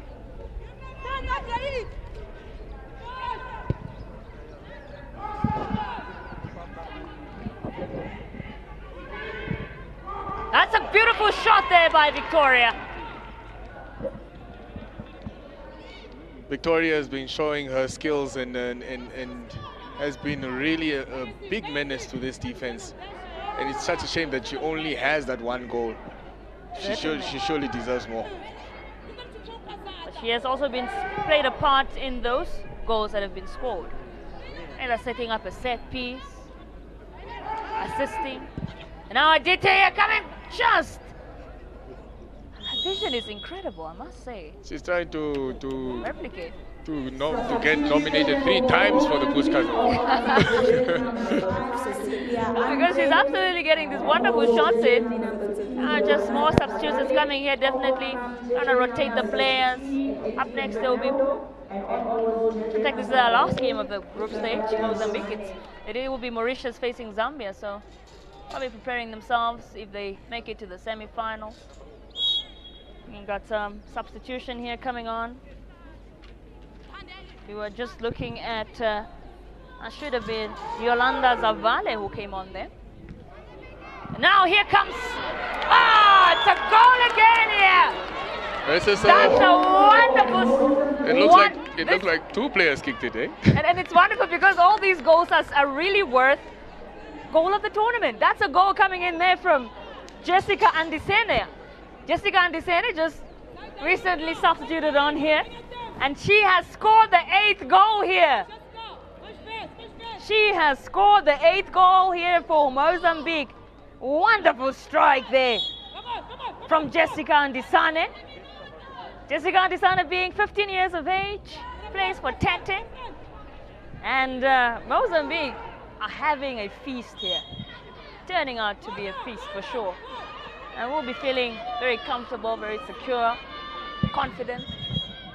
Looks like now with that goal they've matched the goal difference of Zambia, and they're joint top now in the group. And now they'll be hoping to get one so that they go top. Probably. Let's see this goal again. Good crossing, good layoff. Both of them went for the attempt. And that turn there from Jessica and too. And they are both celebrating like... Maybe they were wondering, who scored? Is it you or me? It also shows that relationship between the two players. If they're able to... We still have about 4 minutes to go until we find out how many minutes will be added on for additional time. But I think Mozambique will not be too worried about the time. Probably strike now coming in from Mozambique here, and here they come again, and they score here! It's another goal! Acrobatic type of shot here. The new substitute has come on and she's done it here. What a goal that is from Yolanda Zavale. Everybody's trying to score a goal of the tournament here. It's a goal of the tournament competition here. No, it should be Yolanda Zavale here. Extra 9th goal. Wonderful there. Maybe you must wonder that Mary could have maybe held onto the ball, but she stopped it well. Yolanda just snips it in the back of the net there. Good save by the goalkeeper, but the defense was too slow to getting that rebound, and the Mozambicans capitalized on that. And you know, the scoreline is a true reflection of how the game was. And we're kind of seeing maybe here they've now gone top with that goal. Looking for another one perhaps, Mozambique.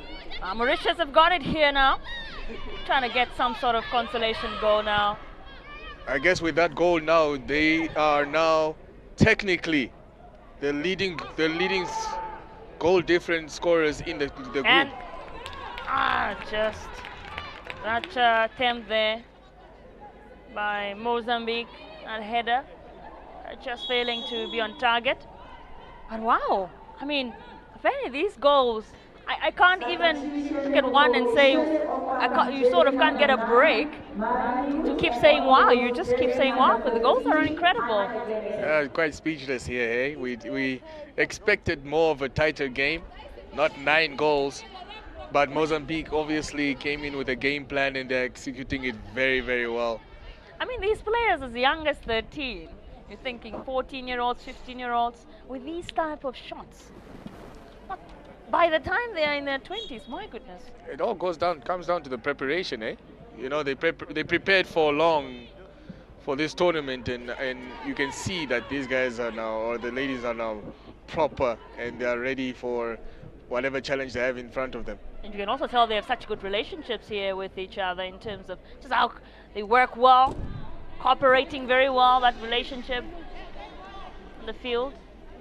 Had an attempt there by Jessica Andisane again, but it is slightly off target. We have a confirmation here of Yolanda Zavale, who just scored that wonderful strike. She substituted Cecilia on that one. Edith Fernando, who also came off earlier. What say? Looks like a clothesline here. You should be careful not to get too aggressive, unless you don't want to give away a red card when you still have to face a team like Zambia. I wonder what Zambia are thinking of right now when they're looking at this scoreline. I mean, it's interesting. Are they going to be as perhaps ruthless? They have to. They have to. They're trying to make a statement.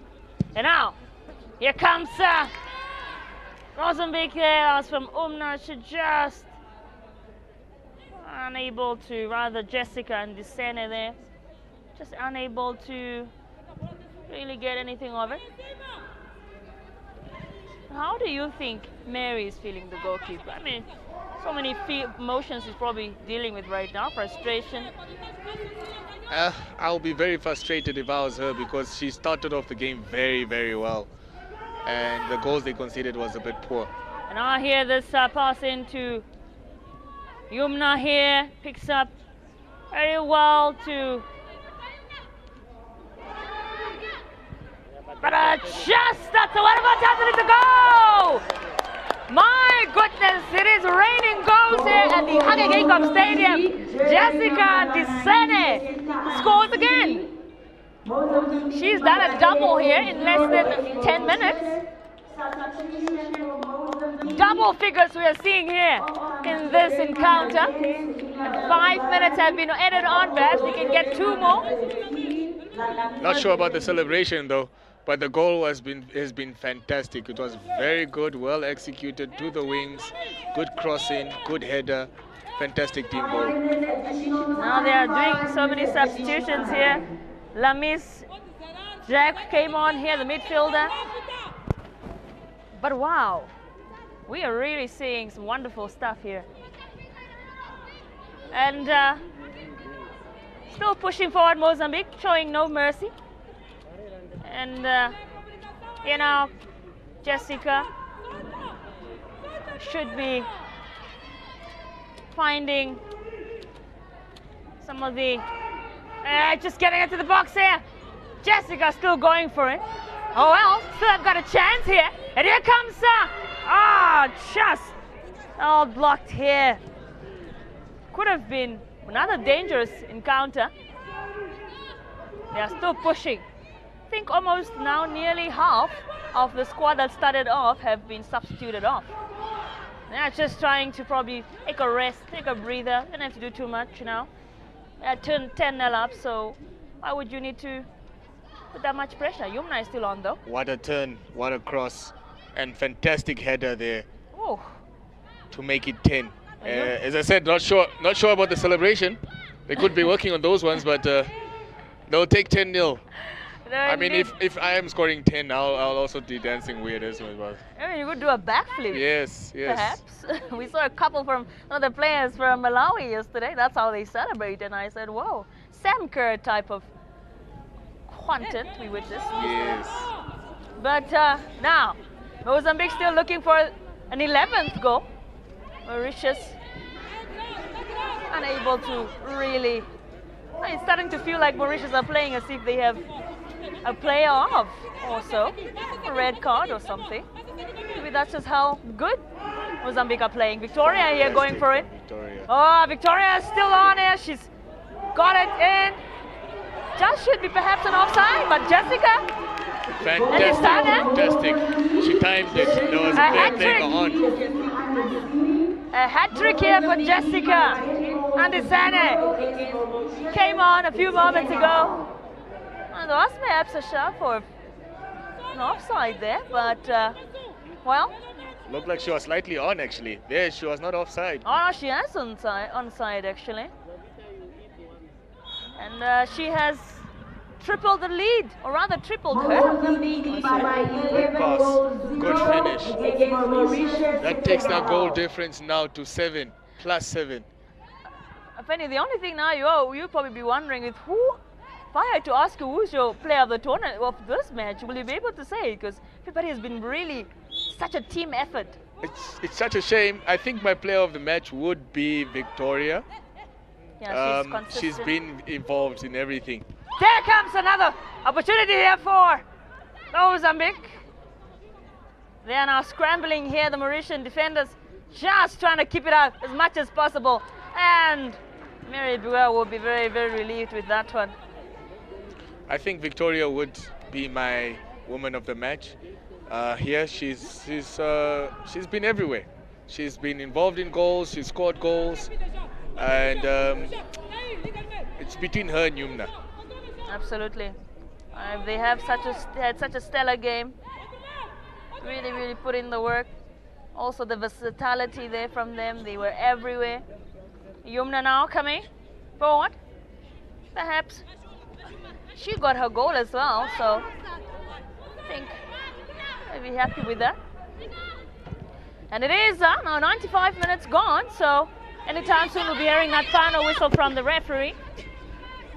Deidre Racrow from Seychelles. And here's the counter-attack that we're looking Mauritius for. Bears trying to get something here, just knocked off. But with that, with final whistle of this game, it has ended in favor of the Mozambicans here. And an absolute feast they just had. Going into halftime with a 4-0 lead. And they found the back of the net about 5 more times in the second half. And it has ended here.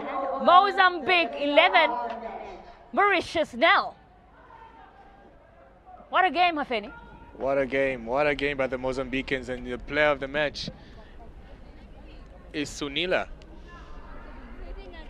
Oh, she's really also been consistent, Sunila.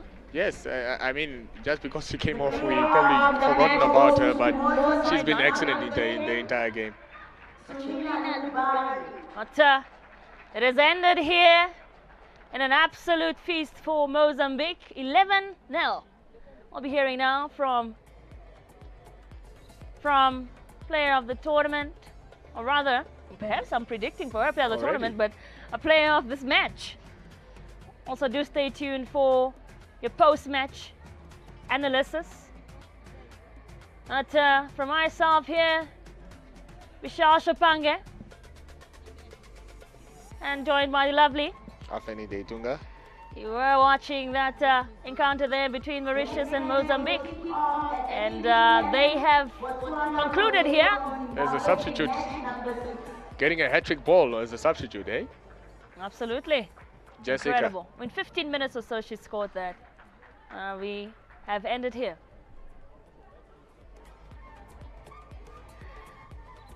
Now, as this group as it stands now, and that log standing in Group B, they are topping that group in terms of goal difference. 11-0. It ended here at the Dr. Hagengup Stadium. And this fully action-filled fixture. Coach, would you say you successfully bounced back after that defeat to Zambia just 2 to 3 days ago? Bom, depois do jogo nós tivemos com a Zâmbia, tínhamos esse TPC, que era entrar mesmo nesse jogo para ganhar. Foi um bom jogo, não é? Sabíamos que tínhamos que entrar aqui com tudo. É claro que cometemos alguns erros na finalização, mas pelo menos a meta que nós já havíamos estabelecido, conseguimos. Agora é só ficarmos à espera daquilo que vai acontecer já nas outras séries para ver se nós apuramos como segundo classificado melhor ou não. Okay, thank you. We already know what was expected from us, and we came here with this expectation, and we wanted to achieve what we have achieved today. Now we are waiting for the game of tomorrow to find out if we are going to take the first place or the second place. But overall, we are very happy with the performance, and especially from bouncing back, and the kids never lost hope.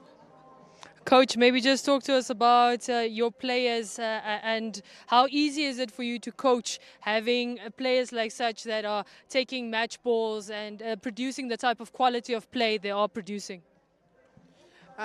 Como é que tu está a sentir com o tipo de jogador que agora que você tem? Porque esse jogo de hoje mostrando que as crianças mesmo, o teu jogador está mesmo num bom alto nível. Eu fico feliz pela apresentação, pela performance delas, não é? É uma seleção ainda numa fase inicial na formação e apresentaram uma boa qualidade, não é? Sabíamos que era um jogo para vencer, por isso fomos com tudo mesmo. Isso fico feliz. Há que parabenizar também todas as meninas pelo empenho que tiveram no dia de hoje. Ok. She's very happy because they are in the initial stage of them preparing or putting the team together. And today was another demonstration. They also showed the courage, even the previous match, and today they showed everybody that what they are capable of doing. So she's totally happy with her girls, and it can only be a team for the future, and they are really happy. Congratulations, coach, and best of luck. Thank you.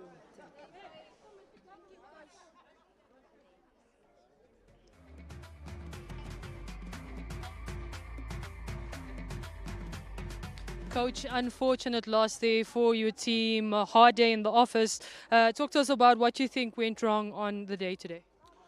I think the main issue is that it was the first time that most of the girls being exposed to such international competition. So we have put a strategy in place where we will do a mid-block so that to prevent Mozambique from progressing in our final third. But unfortunately, I think in terms of mental aspect, the players was not focused. They take a lot of time to focus in the game. So for us, it is like we have learned today. We have learned, especially, we have known the level of football now in Africa, and we'll be more prepared and ready for the next COSAFA. Coach, before you could prepare for the next COSAFA, you need to prepare for the reigning champions who you're taking on tomorrow. Talk to us about the strategy going into that match for tomorrow. Effectively, Zambia is a good team. We have an opportunity to play with a team last year because I have a new team last year, and now again new team this year. So we are prepared because I told the players football is you have to be intelligent.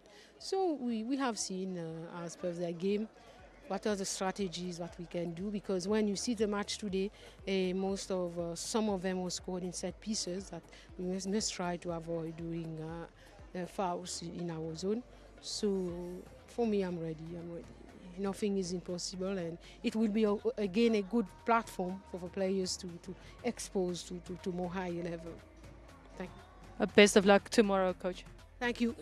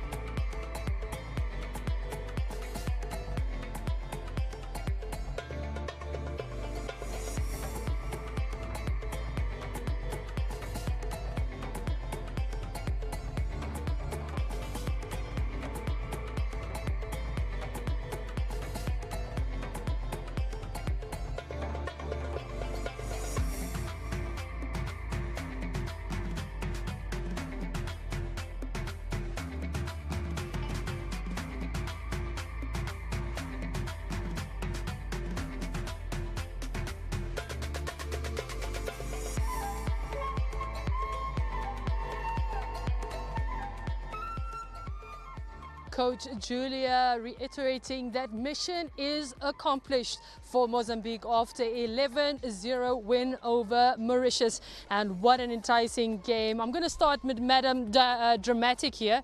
Added an extra 5 goals to that halftime score. But Mozambique did you one better or two better. How are you feeling after that 90 minutes? I think I was a little dramatic saying 5-0, but I should have gone with 7. I think Mozambique really gave us a good game, a good second half, and it was exciting to watch them actually in their element. Yeah. Coach, a bit off there with your predictions once again, but good game for Mozambique. Yes, definitely, CJ. I mean, Mozambique delivered such a dominant performance, showcasing their attacking quality. The teamwork was there. And 11-0 is such an emphatic score. And what else can you do? From the whistle, Mozambique showed character. They wanted to win it. They want to be that first team that can actually progress as the best runner-ups. Lady Anna, who would you say was your standout player for this match? I mean, there were so many goals, so many opportunities, so many talking points, but there must be 1 or 2 players that stood out for you. I think Sunila, and that is why she got the Player of the Match award. But also another very influential player for me was Yumna, the jersey number 19, their right wing. A little bit off, but I think she was a key element in today's victory, and she really showed, also got herself on the score sheet. And yeah, I think even the coach made very influential subs in Jessica and Yolanda, and they also got their names on the score sheet. Salome, what stood out for you tactically from the Mozambican side, especially with them aiming to claim that second best spot and hopefully make it through to the semi-finals later this week? You know, Mozambican team work together. They have been consistent, control possession from the time go, from the first whistle. They created consistent pressure, in my view. That game never went down. They kept the momentum going, and finishing their first half with 3-0 and coming back really with a bang and going 7 again. Despite the changes that were made, everybody was equal to the task. You know, the tactical awareness, the game plan remained the same. We did not see any downfalls coming from the Mozambican team. Even when Mauritius tried to counter-attack them, they still kept, you know, the ball on their side. They could tackle where they could, and they won all these balls and be able to continue attacking. Lady Anna, what do you think this match exposed for a side like Mauritius heading into that crucial match against the defending champions tomorrow, Zambia? I think it is a very dangerous game to play, to wait for your opponent to come at you, knowing that you have the quality to also equally come up to them and, you know, give them a game. I think for the next game, Mauritius should just look into not conceding so many goals, because now 11 goals is a bit too unrealistic to think that they're going to beat Zambia, you know, in their next match. So their game plan from now onwards should be just to concede less, play for pride and dignity. Coach, would you agree with that? What should be the key strategy for Mauritius going into that final group stage match against the defending champions? To be honest with you, I think Mauritius really,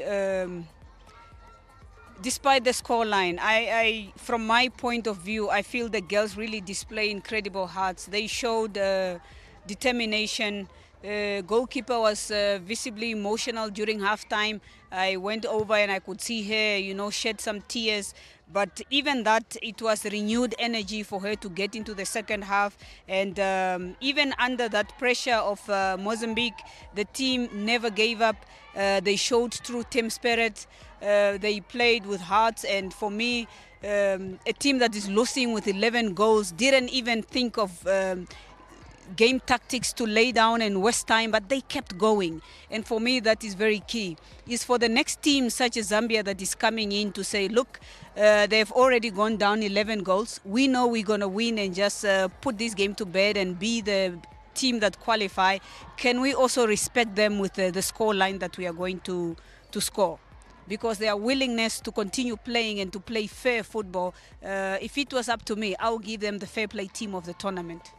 Fair play team of the tournament. Now, just coming back to you, Coach, before I let you go, what does this mean from a Namibian point for the girls? I know a lot of people are still were still very much hopeful on that second place qualification, best second place for the semi-final. But after a scoreline like such, this makes it very difficult for Namibia if Mozambique ends up second on this group. I think from my own nation, Namibia needs really to come into this match, which is going to take place tomorrow, with renewed character. They need to come in with a resilient, so that they could overcome the score line of Mozambique. Is it doable? Yes. Do we have the quality to do so? We do have. The coaches need to just trust the players on the bench, play them in the right position, give them the right advice. The players also need to take initiatives in the right moments. 11 goals against Comoros, it is doable. If they want to proceed, they need to score 11 goals. Otherwise, the 10 goals will just bring them on par with Mozambique, which might give them an upper hand because they have conceded less. But for them to ensure that the qualification is achieved, 11 goals need to come by, and that needs to come with a determination and the right character. Now, Lydiana, before I get to you in terms of your thoughts surrounding Namibia's future in this competition, of course, just a look at the stats from this full-time score. Of course, 11-0 for the side of Mozambique. 32 attempts, 21 on target, while you've got 16 fouls to 3. And, of course, the offsides didn't play a major role in today's game. But as the coach said, a lot of the Colette mentioned that a lot of Mozambique's corners or scores came from corners, and you can see the 11 corners and then a 70-30, a true reflection ultimately, Lydiana, in terms of what we've been seeing in this match. Yes, definitely a true reflection. And just to come back to the Namibian side and their hopes of qualifying to the semi-finals, I think I also support Ms. Iambo's thoughts there. Namibia really need to score 11 goals, and I think the players play in the highest league in the country, which is the FNB Women's Super League. So these are players that can really carry the team, that can play good football, that can get those goals for the country. I think the coaches should just play the players in their right positions so that they are beneficial for the teams.